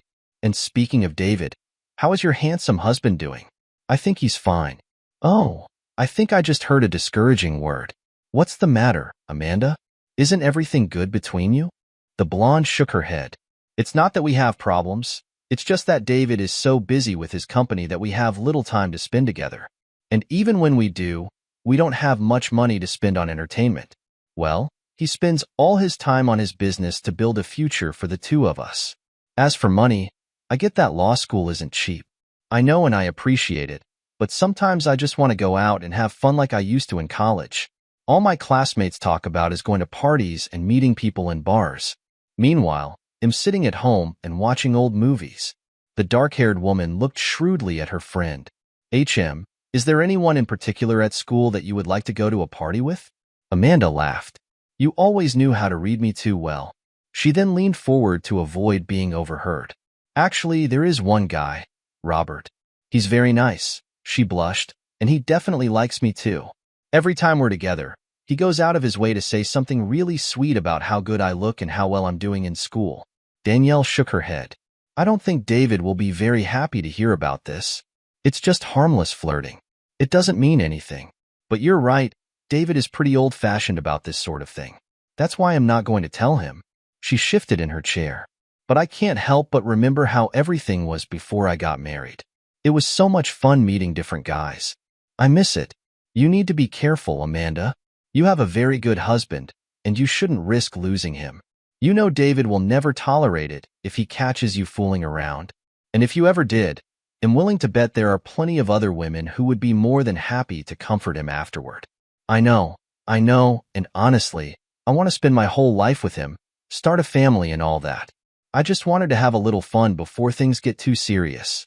She lowered her voice and leaned closer again. Speaking of Robert, he asked me to go to New Orleans with him for fall break. If there was some way to do this without David finding out, I'd probably agree. She leaned back and laughed dismissively. But this is just a fantasy. It will never happen. Danielle sat down and looked at Amanda for a long time. Finally, she nodded her head as if she had made a decision. Don't be so sure. I know how you can do this and get away with it. Amanda let out a sigh that was equal parts disbelief and delight. Are you kidding? How? Are you sure you want to risk your marriage just for a week-long fling? If I could be sure that David would never find out, then why not?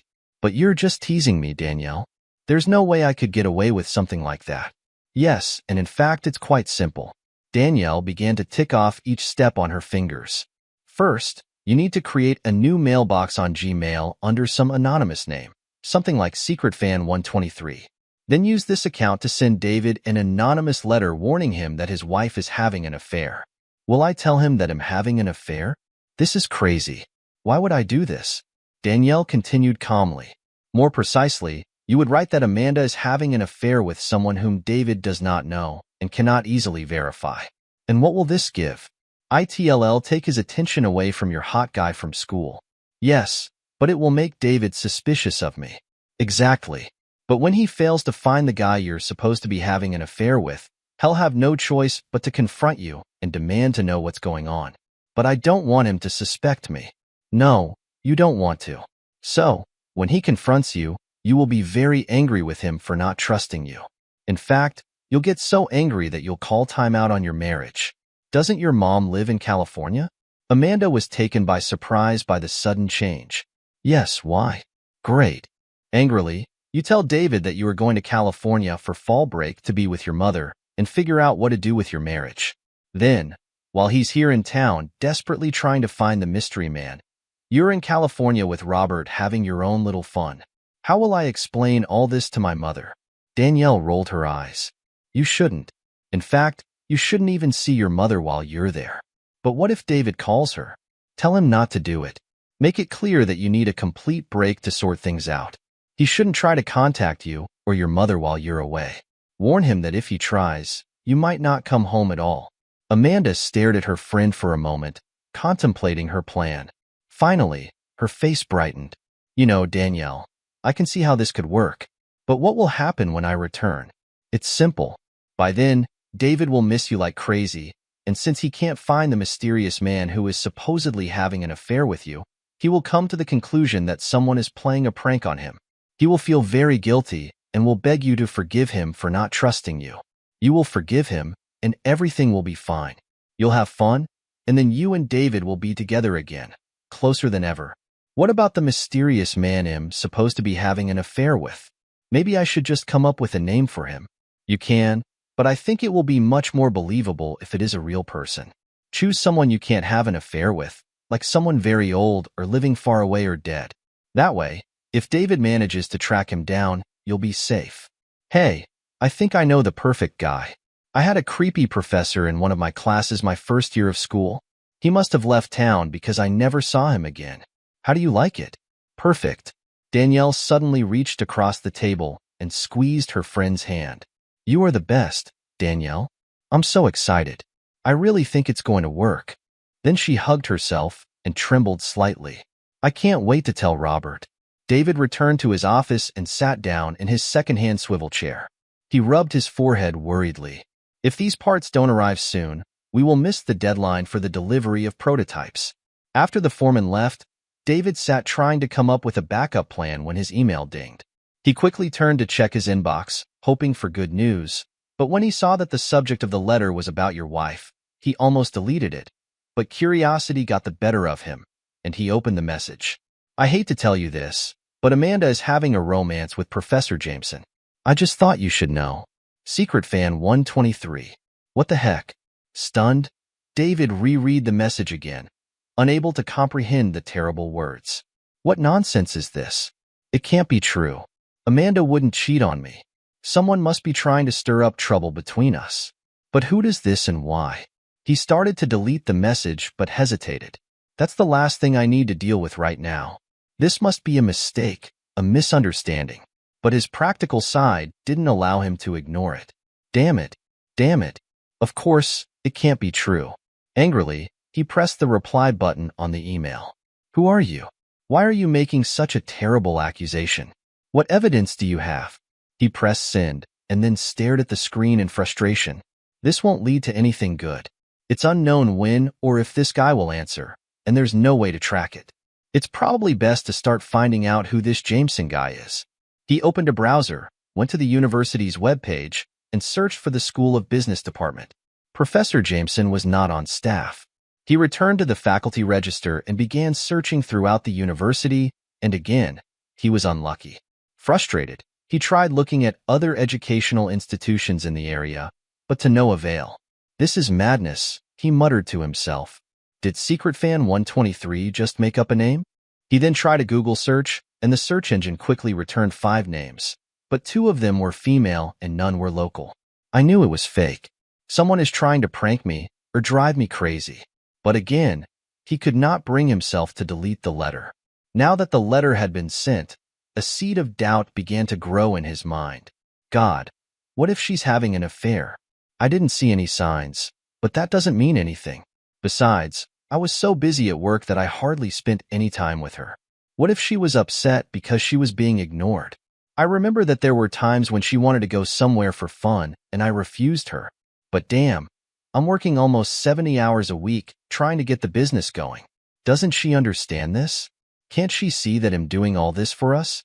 And to be honest, we really can't afford anything extravagant. Her school tuition is getting more expensive every year, and I'm pouring whatever is left into this place to try to speed up the process. And yet, I guess I neglected her. Feeling guilty, he started checking his calendar, trying to find the last time they spent any quality time together. After scrolling through 3 months and finding nothing, he stopped searching. Damn. But even as his guilt increased, he felt a corresponding surge of anger. I may not have given Amanda as much attention as she wanted, but that doesn't give her the right to cheat on me. We also discussed what sacrifices we would have to make when we decided to start the business.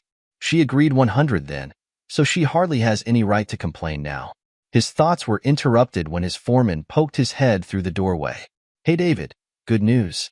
The components we need have just arrived. God bless. Okay, we need to unpack them and get them to the workshop as soon as possible.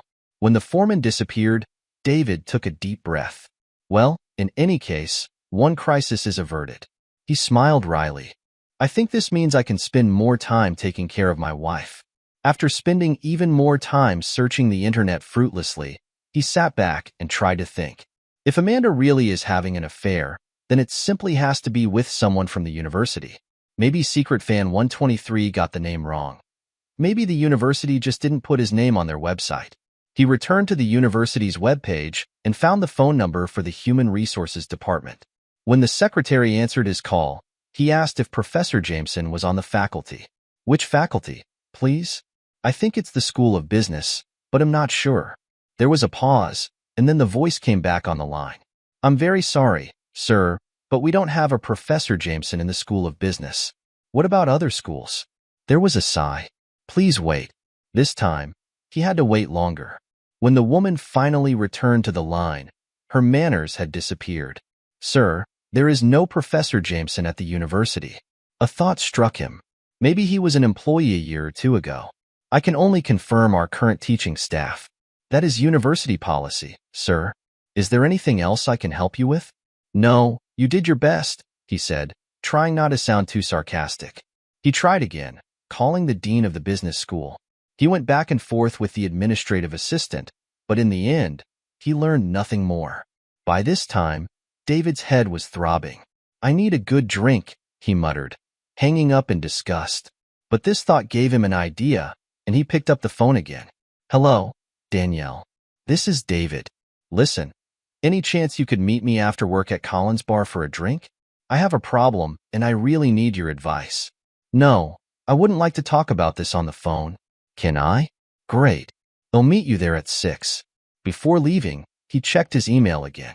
There were no more messages from Secret Fan 123. Entering Collins Bar, David noticed Danielle sitting at a table in a quiet corner. In front of her stood a glass of white wine and a mug of his favorite draft beer. He walked over and kissed her on the cheek. Thank you for the beer, and more importantly for coming tonight. I really needed to talk to you. When he sat down, she took a sip of wine and then looked at him for a long time. Okay, David, tell me what's going on. Are there problems in your business? Not knowing where to start, he stared at his mug for a moment and then said, Do you happen to know Professor Jameson from the university? She shook her head, puzzled. Jameson? I've never heard of him. And what? He sighed and handed her a printout of the email. I received this today. She quickly scanned it, sighed, and read it again. Then she looked at him with sympathetic eyes. Poor David. No wonder you didn't want to talk about it on the phone. What do you think about it?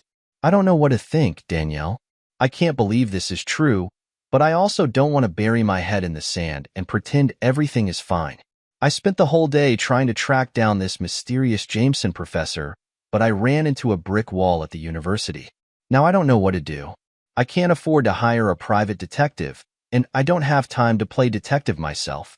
That's why I wanted to talk to you. You've been a good friend to Amanda and me for a long time. Please tell me what you think about it. She took another sip of wine and then reached out to give his hand a quick squeeze. What you're really asking is, do I think she's having an affair? I cannot give you absolute certainty. On the one hand, I haven't seen or heard anything that would make me think that she is unfaithful to you. On the other hand, I haven't seen her very often over the past few months. His face twisted in annoyance, and she hurried to continue. You know as well as I do that there are people who like to stir things up, and it could be something like this. Or you may have business enemies who would like you to divert attention to the tensions in your marriage. There may be other scenarios that I haven't even thought about. What I do know is that you can't ignore it and hope it goes away. I know how much you believe in marital fidelity, and I know that any hint that your marriage has been broken will eat away at you if you don't deal with this. Then eventually, doubt will kill your relationship with Amanda as effectively as the romance. He looked at her, haunted. I understand that you're right, Danielle, but what can I do? In my opinion, you should show this damn thing to Amanda. She needs to know that someone has accused her of infidelity, and she deserves the opportunity to shed whatever light she has on it. After all, David, if someone made a similar accusation against you, you'd want to know, wouldn't you? He sat silently for a minute, then nodded his head. You're right. If I don't share this with Amanda, it will affect how I behave with her. Ultimately, this will tear us apart just as surely as if she actually cheated on me. He stood up and hugged the dark-haired woman. Thanks for helping me think things through, Danielle. I don't know what I would do without you. You know how dear you both are to me, David. If I can help in any way, please let me know. He nodded gratefully and headed towards the door, and she stood and looked after him. When he returned home, Amanda was already waiting for him. Where have you been, David? I tried to call, but you didn't answer. He ignored her question, taking her hand. He led her to the sofa and sat down next to her. I have to show you something, Amanda, something that has really confused me. She sat down next to him, her face betraying her nervousness. He handed her the printout. I received this by email today. Can you tell me anything about this? She read it quickly, then to his surprise, she jumped up and started yelling. Do you think I'm cheating on you? I don't believe this. You got some crap accusation from some anonymous friend, and you're ready to accuse me of adultery? No, honey, I don't blame you for anything. If you don't blame me, then why did you show me these dirty lies? She snatched the printout, crumpled it into a ball, and threw it at him. You might as well plunge a knife into my heart. This hurts me so deeply.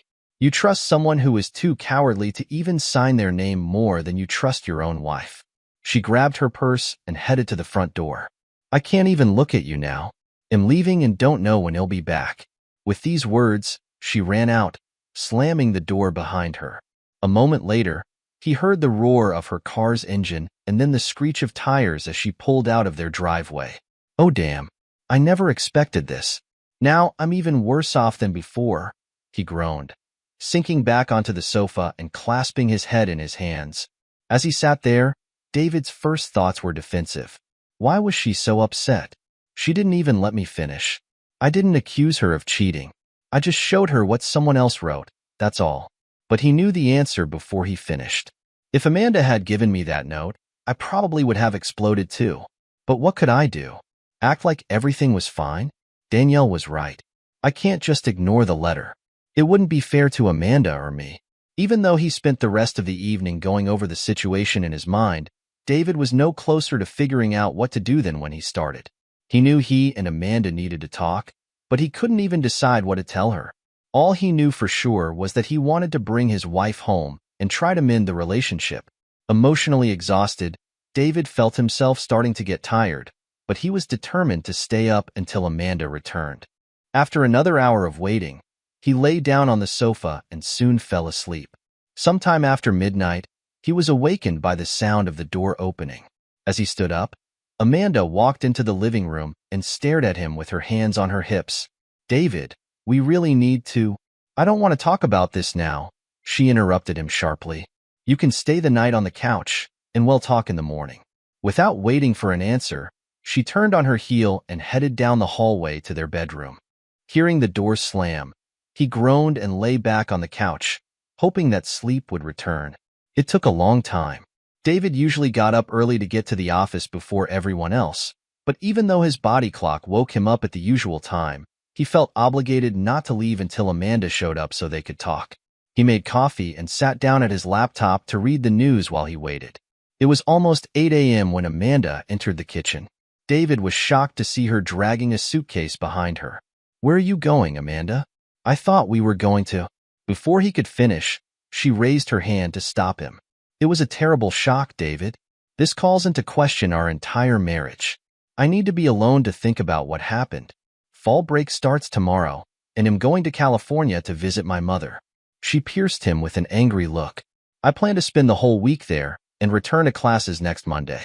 While I'm gone, I don't want to hear a word from you. I need this time for myself. Don't call me. Don't call my mother. Don't call my mother's house. Do you understand?" He nodded helplessly. "I'm serious, David. If you try to call, I might not come home at all. Understood?" He nodded again. "Okay," she said and walked out the door to her car, dragging her suitcase behind her. When she left, David sat in shock for several minutes. Finally, he returned to the bathroom to shave and change his clothes. Then he gloomily drove to work. When he got to the office, good news awaited him. His foreman took the lead in distributing the missing components to the appropriate stations on the model production line, and testing proceeded smoothly. "At least the business won't crash and burn today. Unlike my marriage," David said to himself bitterly.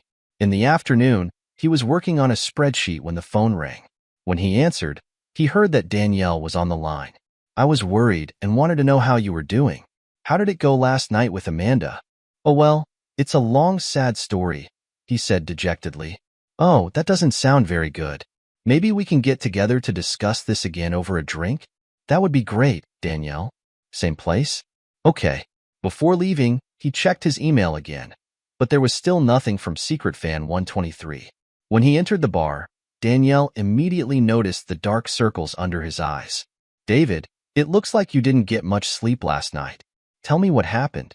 He took a long sip from his beer mug and began to talk about yesterday's confrontation and Amanda's departure this morning.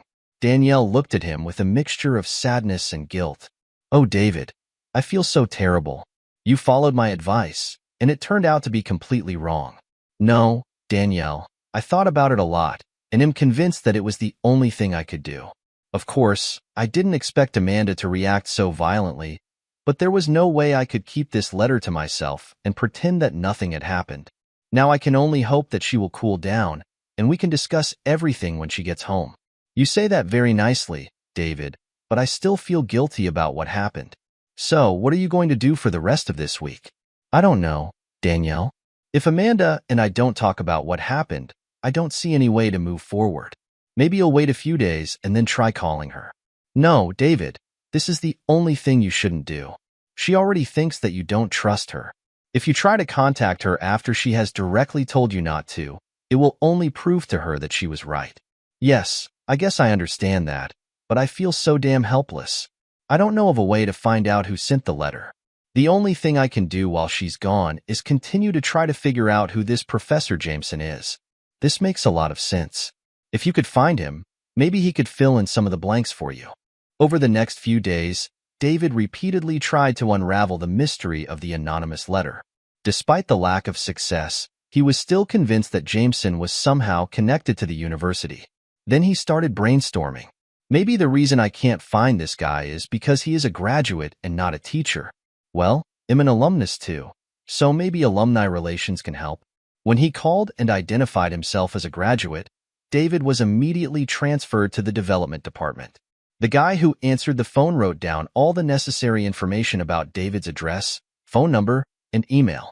He then asked how much David wanted to contribute to the alumni fund.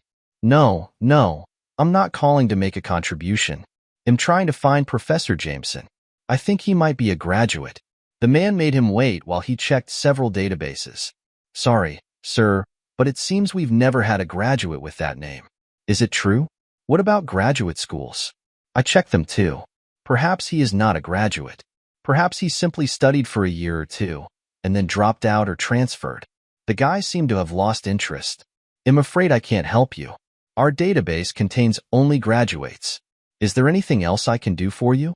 After David turned him down, he hung up and cursed in frustration. Damn it all. I managed to guarantee that I would be invited to the next alumni fundraising campaign. Having made no progress on the phone or online, he took an hour off the next day to visit the school. When he got there, it was almost empty. It's fall break, dumbass, David cursed to himself. But several people were still around, and he began to walk from one office to another, asking for information about Professor Jameson. Finally, the assistant dean met him face to face. Sir, I'm very sorry, but you will have to leave. If you do not comply, we will be forced to call campus security. David apologized and hurried away, more upset than ever.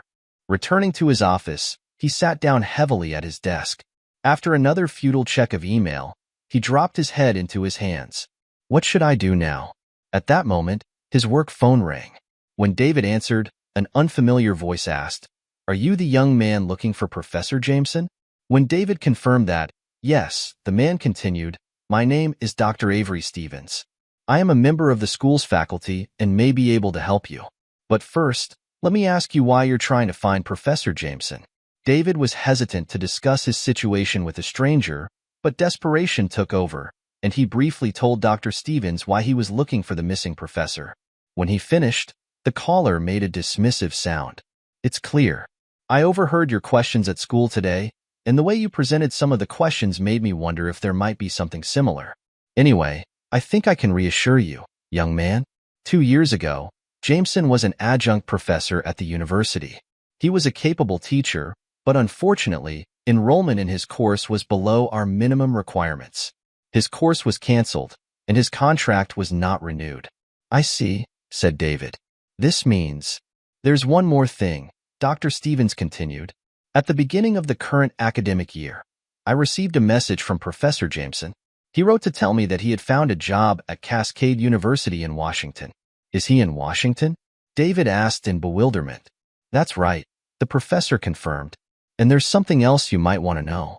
In the same message, Professor Jameson informed me of his recent wedding to his longtime partner, Paul. Paul? This means Jameson. Exactly, Dr. Stevens said. Thank you very much for your call. I still don't understand why someone sent me such a treacherous letter, but now I'm sure it was a lie. I was hoping I could calm you down, sir. May I ask one more question? Why did you decide to call me? Don't get me wrong. I'm very grateful, but I'm just a stranger to you. The professor's tone of voice changed. I don't mind telling you, young man. Many years ago, something very similar happened to me. My wife left me to run off with her lover, so I have deep sympathy for anyone who may find themselves in a similar situation. Fortunately, in this case, the warning you received turned out to be false, so I am glad that I was able to dispel your doubts. But as you can imagine, I have very strong feelings toward anyone who interferes in a marriage. If this statement were true, I would not hesitate to tell you. Thank you, sir. You have no idea how much I appreciate what you did. That evening, David called Danielle to tell her the good news. I still don't know who is trying to destroy my marriage, but now I know for sure that Amanda is not having an affair with Professor Jameson. Are you sure you can trust this Dr. Stevens? Absolutely. After the call, I looked him up and found him on the school's faculty. He is an elderly man, probably around 60, and appears to be well respected. But just to be sure, I also checked out Jameson on the Cascade University website. Of course, he was there. That's great, David. You must be extremely relieved. Yes, it is. But now my problem is what to tell Amanda when she gets home. It's easy, David. From what you told me about your confrontation with her, she never gave you a chance to talk. When she returns, tell her that you never had any doubts about her. Tell her that you already knew about Jameson, that you tracked him down as soon as you received the letter. But since she reacted so strongly, you didn't have a chance to tell her about it. If you play your cards right, David shall apologize to you. I don't know, Danielle. In fact, everything was not like that. He heard the smile in her voice. Come on, David. Is it really that bad to stretch the truth a little to get what you want? On Sunday, before returning to town, Amanda surprised Danielle with a phone call. Hey girlfriend, I just wanted to check with you about how David is doing before I go home. I'm a little nervous about what he'll encounter when I arrive. The only thing I know for sure is that you owe me a huge debt for everything I did for you. While you were busy with your affair, with a little help from me and some luck, you will be able to return to your husband, and your marriage will be in better shape than ever. With that, she continued to describe the week ending with David learning of Jameson's whereabouts. If you play your cards right when you get home, David will apologize to you, you will apologize to him, and everything in your life will go back to normal. There was a pause on the line. What if I don't want everything to go back to normal? I didn't understand, Amanda. What do you mean? Just last week, I had an amazing time. Robert, the guy I was with, is so funny. Amanda's voice became a little hoarse. And most importantly, he is a fantastic guy. I haven't felt such excitement in years. In any case, I'm not ready for my little adventure to end yet. I want to continue seeing him at least until the end of the semester. Come on, Danielle. You have to help me find a way to make it work. Stop, Amanda. You're already taking a big risk by leaving with this guy for a week. If you try to keep the affair alive here in town, you're really upping the stakes, girl. Maybe, but you have to admit your little plan worked perfectly. I bet you can figure out how I can do this again. Come on, Danielle, please. This guy is really something. I was afraid that something like this might happen. There was a long pause. Okay, Danielle said slowly. I can come up with a plan to do what you want, but you have to understand that you will jeopardize your marriage to David. He's a good guy, Amanda. He's hardworking, loyal, and a true family man. Men like him don't come along every day. Are you sure you want to risk it all for a little fling? Amanda chuckled. You turn me on with the phrase, I can come up with a plan.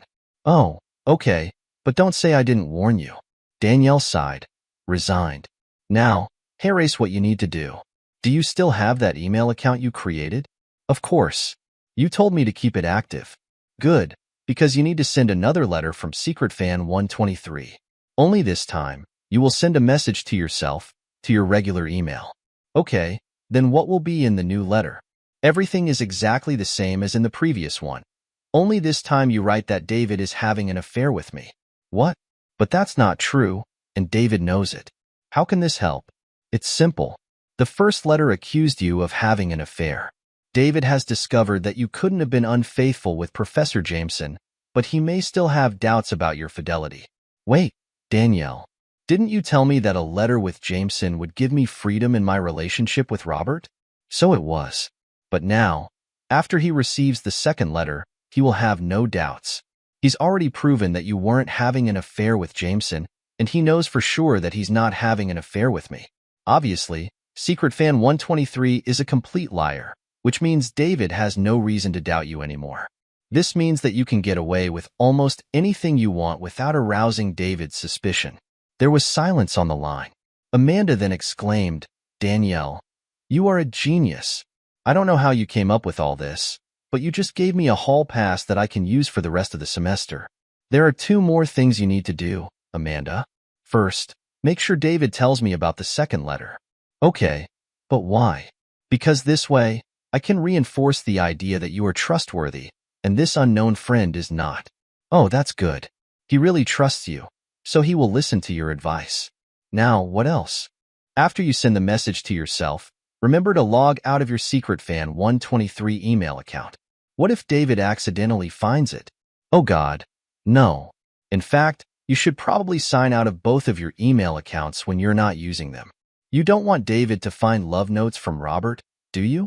I warned Robert never to email me, but this is still good advice. Better safe than sorry. Returning home from work that evening, David was alarmed to find Amanda crying. Things had been going so well between them since she returned from California that the sight of her upset face took him by surprise. What's wrong, Amanda? What happened? He asked, rushing toward her. Oh, David, it's all starting again, she said with tears in her eyes, handing him a copy of the letter. Son of a bitch, he swore after reading the accusatory message. You know that's a lie, don't you? Certainly, David. I know that you will never cheat on me, just as I will never cheat on you. And even if you cheated, I know it would never happen with Danielle. She is such a good friend to both of us that she would never do anything like that. Damn it, someone is still trying to cause trouble for us, and I have no idea who or why. There must be some way to track these things. She looked up at him hesitantly. Are you going to tell Danielle about this? Do you think I should? I think you should. Whether you like it or not, she's involved now. It would be unfair to her not to tell her about this. The next morning, when David called, Danielle answered in a friendly manner. Well, how are the two lovebirds doing today? David's tone was solemn. We're doing well, Danielle, but there's something new that I need to talk to you about. Can you meet after work? Actually, I plan to work from home after lunch. Could you come to my house? Okay, good. They'll come between 6:30 and 7. Opening the door to her apartment in the evening, Danielle immediately noticed the solemn expression on David's face. What's the matter, David? I've been worried since you called. He shook his head. I'm really sorry, Danielle, but it looks like you got caught up in this whole thing with Amanda and me. When she looked at him in confusion, he handed her a copy of the last letter. After reading it, she looked at David in despair. But that's crazy. We don't have an affair.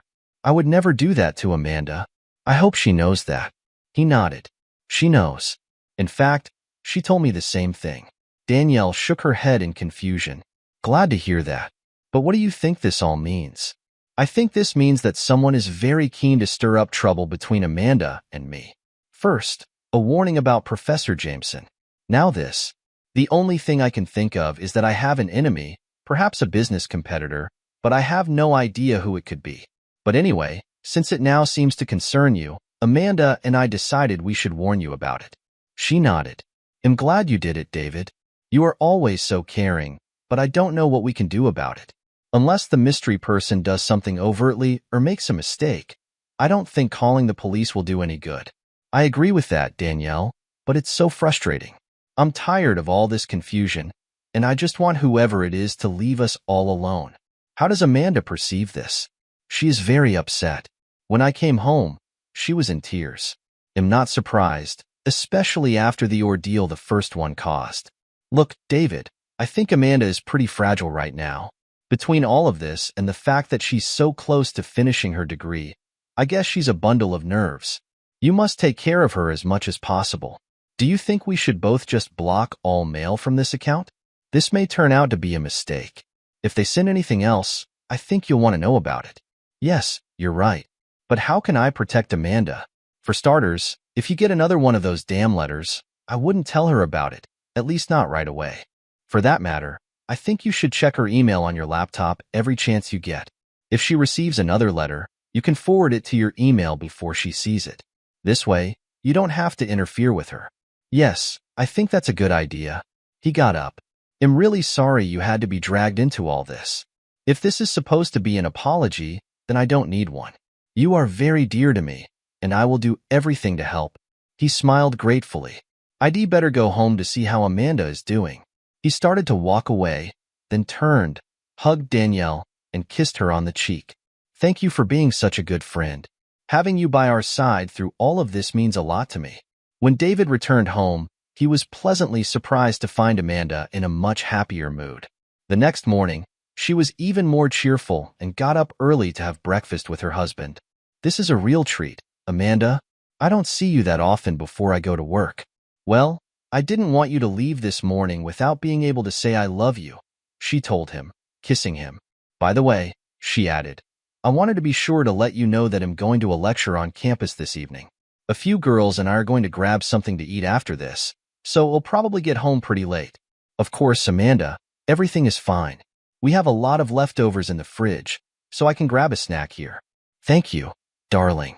They'll probably come home after school to drop off my school things and change clothes. If we don't see each other, have a good evening. Knowing that Amanda wouldn't be home, David stayed late at the office for a change. Business was starting to pick up. A large potential client really liked samples of the new product, and David hoped they would place a trial order.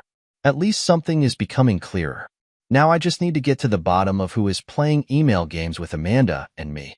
He was still thinking about the mysterious secret fan 123 when he entered the house. As he started to walk into the bedroom, he noticed Amanda's laptop sitting on the table. I don't think she needed it for the lecture. Then he remembered Daniela's proposal. I wonder if she still checks her email. If so, then we need to check if she received anything new from this bastard. The laptop came to life when he opened the case. The email page wasn't open, so he clicked on the Gmail link to see if it was registered. When he did this, a window opened asking him to select an account. He saw Amanda's email, but it had been unsubscribed, so he started closing Gmail. Before he had time to do this, he noticed a second account under her regular mail, and when he looked at it more closely, he froze in bewilderment. The name of the account was Secret Fan 123. What the hell? He exploded, staring at it. He tried to open it, but Google asked for a password. Not knowing the password, he closed the tab, then sank into his chair, trying to comprehend what he had just seen. How could she have an email account with that name? I know that Gmail doesn't allow two users to have the same address, but that means Amanda was the one sending those letters. Why would she do this? Why would she send me an anonymous letter in which she accuses herself of having an affair? Only after a moment did the answer reach him. It must have been a distraction. She wanted me to chase some professor in Washington because she was having an affair with someone else. Then another thought hit him like a punch to the stomach. Her trip to California. When I showed her the letter, she pretended to be very upset with me. She told me that she was going to visit her mother, that she needed time away from me. Now I wonder if she even saw her mother. He quickly took out his mobile phone and pressed his mother-in-law's number. When the elderly woman answered, he spoke politely for a minute and then said, "Tell me, Amanda and I were thinking of coming to visit next month. Will it be too soon to see us again? Too early? I haven't seen you for ages. Please come when you can." He ground his teeth in anger. "Good. Excellent. We will contact you when we have decided on a date." Having said goodbye, he broke the connection and cursed. What a liar. I wonder where Amanda actually went, and more importantly, I wonder who she went with. Then he remembered the last letter, the same one that Amanda received. What was this for? Damn, this must be just another distraction to take my mind off of her while she goes to lectures with her girlfriends.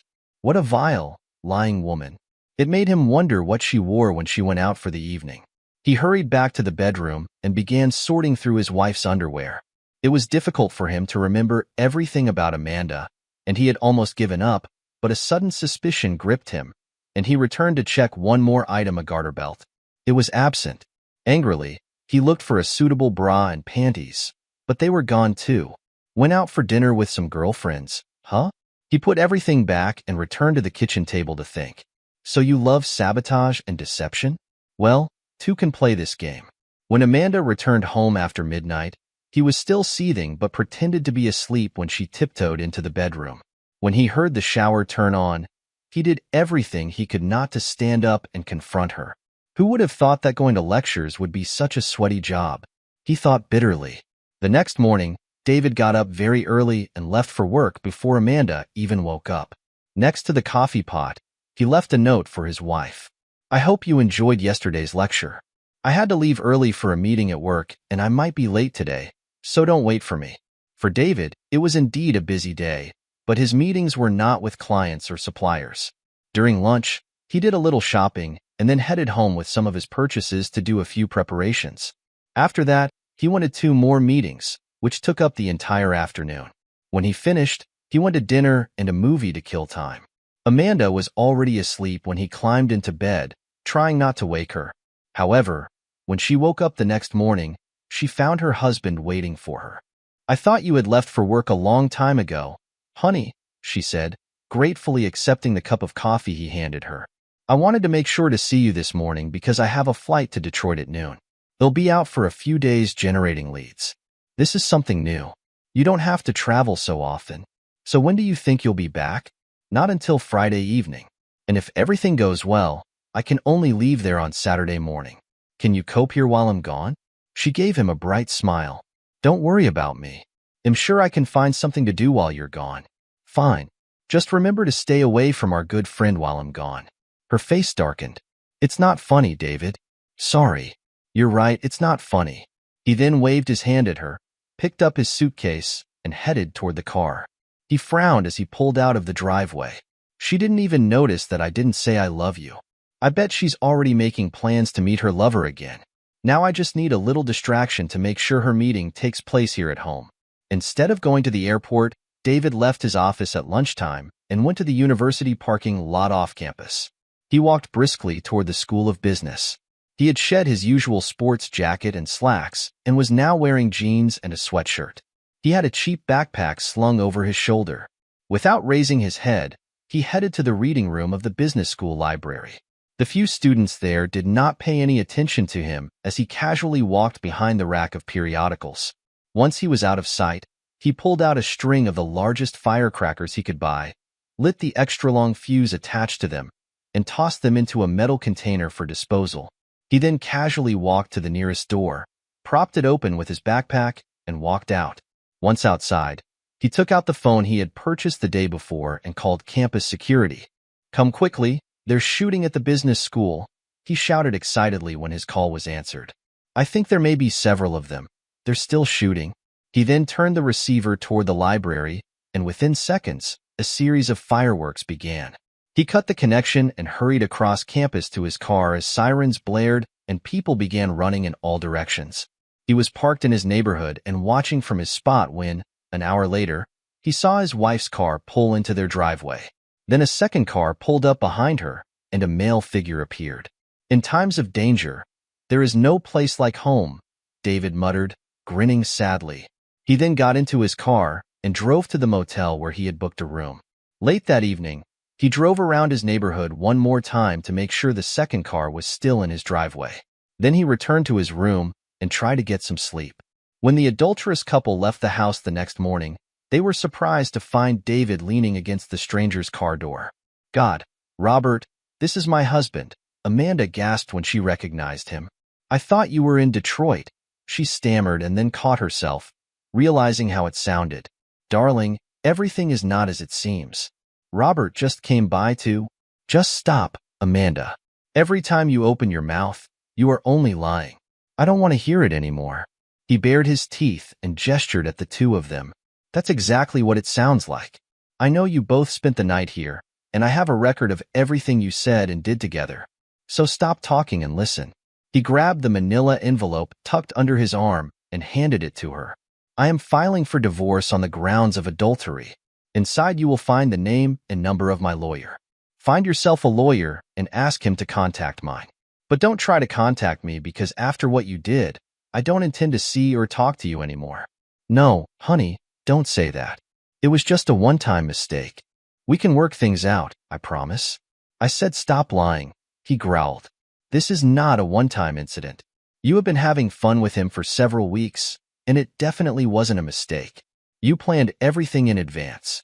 I know you sent that letter as a distraction, so you could spend fall break together wherever you went. And by the way, your mom wants to know why you haven't visited her lately.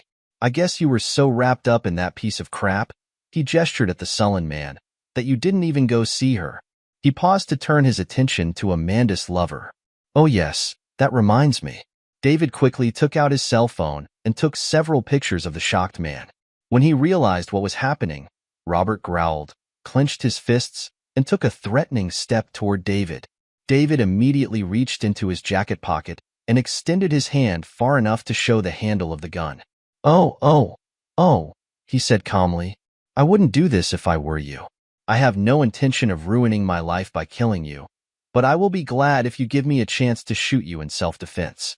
Stop. Robert raised his hands and took a step back. David turned to Amanda with a grin.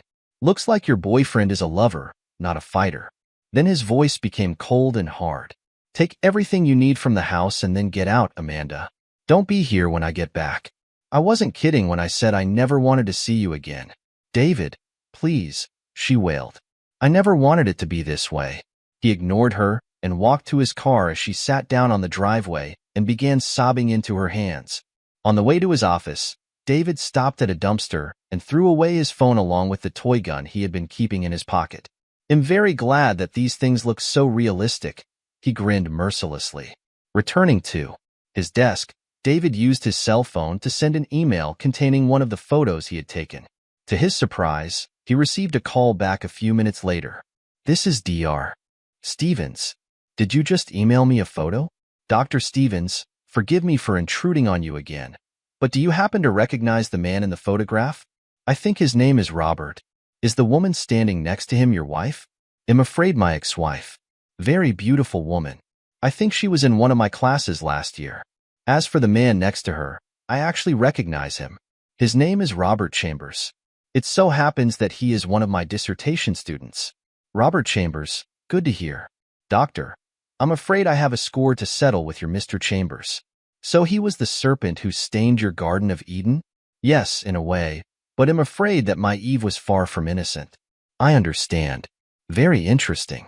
Well, I'm glad I was able to help you, although I'm sorry the result wasn't what you wanted." "Thank you, Doctor. I appreciate your time and your help, despite how things turned out." "Well, good luck to you, my boy, and don't lose hope. Everything always works out for the better. Take it from someone who has been there and made it to the other side." 2 months later, David sat opposite his lawyer, feeling frustrated. "Have you heard anything from Amanda's lawyer yet? How are things going with the divorce?" "Yes, yesterday I spoke with Mark Perkins, and today he sent a counteroffer to Amanda. The good news is that Amanda has decided not to fight the divorce anymore. Apparently, after Mark heard the recordings you made in your home, he convinced your wife not to risk having them played in court. But the bad news is that now that Amanda has accepted that the marriage is over, she seems intent on getting as much out of you financially as possible." "Crap. She lies and deceives me, and when she gets caught, she expects me to pay her for the privilege. It's just not fair. What does my cheating wife want? I usually expect to see a request for the division of all your property, but in this case, there is nothing to divide. You rent, you don't have a pension plan, and you have very little savings. The only asset you have is a share in your business, which is operating at a loss. Apparently, she expects it to fail, so she's only asking the court for alimony." "I certainly appreciate her vote of confidence in me," David snapped sarcastically. "So how much alimony does she want?" "Much more than we offered." The lawyer handed the sheet to his client. David looked at it and gasped. "This is ridiculous. She knows I can't afford it. If I have to shell out that much money every month, I'm essentially liquidating my business to pay her. What can I say?" Amanda refuses to negotiate, so Mark will propose just that to Judge Franklin. "Well, I'm not going to give up and give Amanda that much money without a fight. We'll have to take our chances in court." "Okay, David, I understand what you're getting at, but remember, Judge Franklin has absolute power. You are left with whatever he decides." Almost exactly a month later, David sat in the courtroom and waited anxiously. After both lawyers presented their arguments, Judge Franklin adjourned. "How do you think things are going?" David asked his lawyer in a whisper. "I have no idea. It could go either way, or the judge could decide on some kind of compromise." They were soon ordered to stand as Judge Franklin returned to the courtroom. When they were seated again, the judge asked opposing counsel to come to the bench. "I assume your clients have not changed their position on the financial settlement?" The two lawyers exchanged glances. "No, Your Honor." "Very good. Before I make my decision, I would like to ask Mrs. Baker a few questions." Mark Perkins looked scared but then smiled and motioned for Amanda to come forward. "Everything will be fine," he whispered to his client. "Don't forget to address him as Your Honor." David's lawyer took his seat and leaned toward him. It's usually not a good sign when the judge wants to hear more from the other side. David watched sourly as his soon-to-be ex-wife testified. The suit she wore was conservatively cut, but fitted enough to show off her figure. He noticed the judge was watching Amanda and shook his head. "I think we're finished," he whispered to his lawyer. The judge scanned the papers in front of him and then turned to face the woman sitting in the witness box. "So, Mrs. Baker, it appears that the only issue separating the two of you is the amount of alimony that should be awarded. Your offer involves an amount significantly higher than that which your husband offered." "That's right, Your Honor." "And how do you justify the amount you proposed?" "We are asking that amount because I believe it reflects the lifestyle I have grown accustomed to during our marriage. Additionally, I need support to maintain my current standard of living while I transition to a new phase in my life," Amanda explained, trying to sound composed. Judge Franklin nodded thoughtfully. I understand. Mr. Baker, do you have anything to add to your argument? David stood up, trying to keep his voice steady. Your Honor, I've done my best to support Amanda during our marriage. I've worked long hours and sacrificed a lot to try to build a future for us. The amount she's asking for would essentially bankrupt me and destroy the business I'm working so hard to get off the ground. I think it's unreasonable, especially given the circumstances of our divorce. Judge Franklin leaned back in his chair, his expression unreadable. Thank you, Mr. Baker. I've reviewed the evidence and considered the arguments from both sides. This is a difficult case because, on the one hand, Mrs. Baker deserves to maintain a reasonable standard of living. On the other hand, Mr. Baker's financial situation and the business viability must also be considered. He paused for a moment, then continued. Based on the information provided, I find that the amount requested by Mrs. Baker is indeed excessive given Mr. Baker's current financial state. Therefore, I am ordering alimony payments of $800 per month for a period of 2 years. This should give Mrs. Baker enough time to adjust and find a more stable financial footing. Amanda's face twisted in anger, but she remained silent. David felt a wave of relief wash over him. It wasn't a perfect outcome, but it was something he could manage. Judge Franklin concluded, I believe this decision strikes a fair balance given the circumstances. Court is adjourned. He banged the gavel, and the session was over. David's lawyer turned to him with a small smile. Not the best outcome, but definitely not the worst. You should be able to handle this. David nodded, shaking his lawyer's hand. Thank you. I appreciate everything you've done. As they walked out of the courtroom, Amanda approached David, her expression a mix of frustration and regret. David, please, can't we at least talk about this? He looked at her coldly. There's nothing left to talk about, Amanda. You've made your choices, and now we both have to live with the consequences. Goodbye. With that, he turned and walked away, leaving her standing there, fuming and alone. For David, the future was uncertain, but he was determined to move forward and rebuild his life without the betrayal and deceit that had plagued his marriage. He knew it would be a long road, but he was ready to take the first step. Thanks for watching. What would you do if you discovered your spouse's secret affair and had to face them in court? Share your thoughts in the comments below, and don't forget to like and subscribe for more intense stories of betrayal and revenge. See you next time.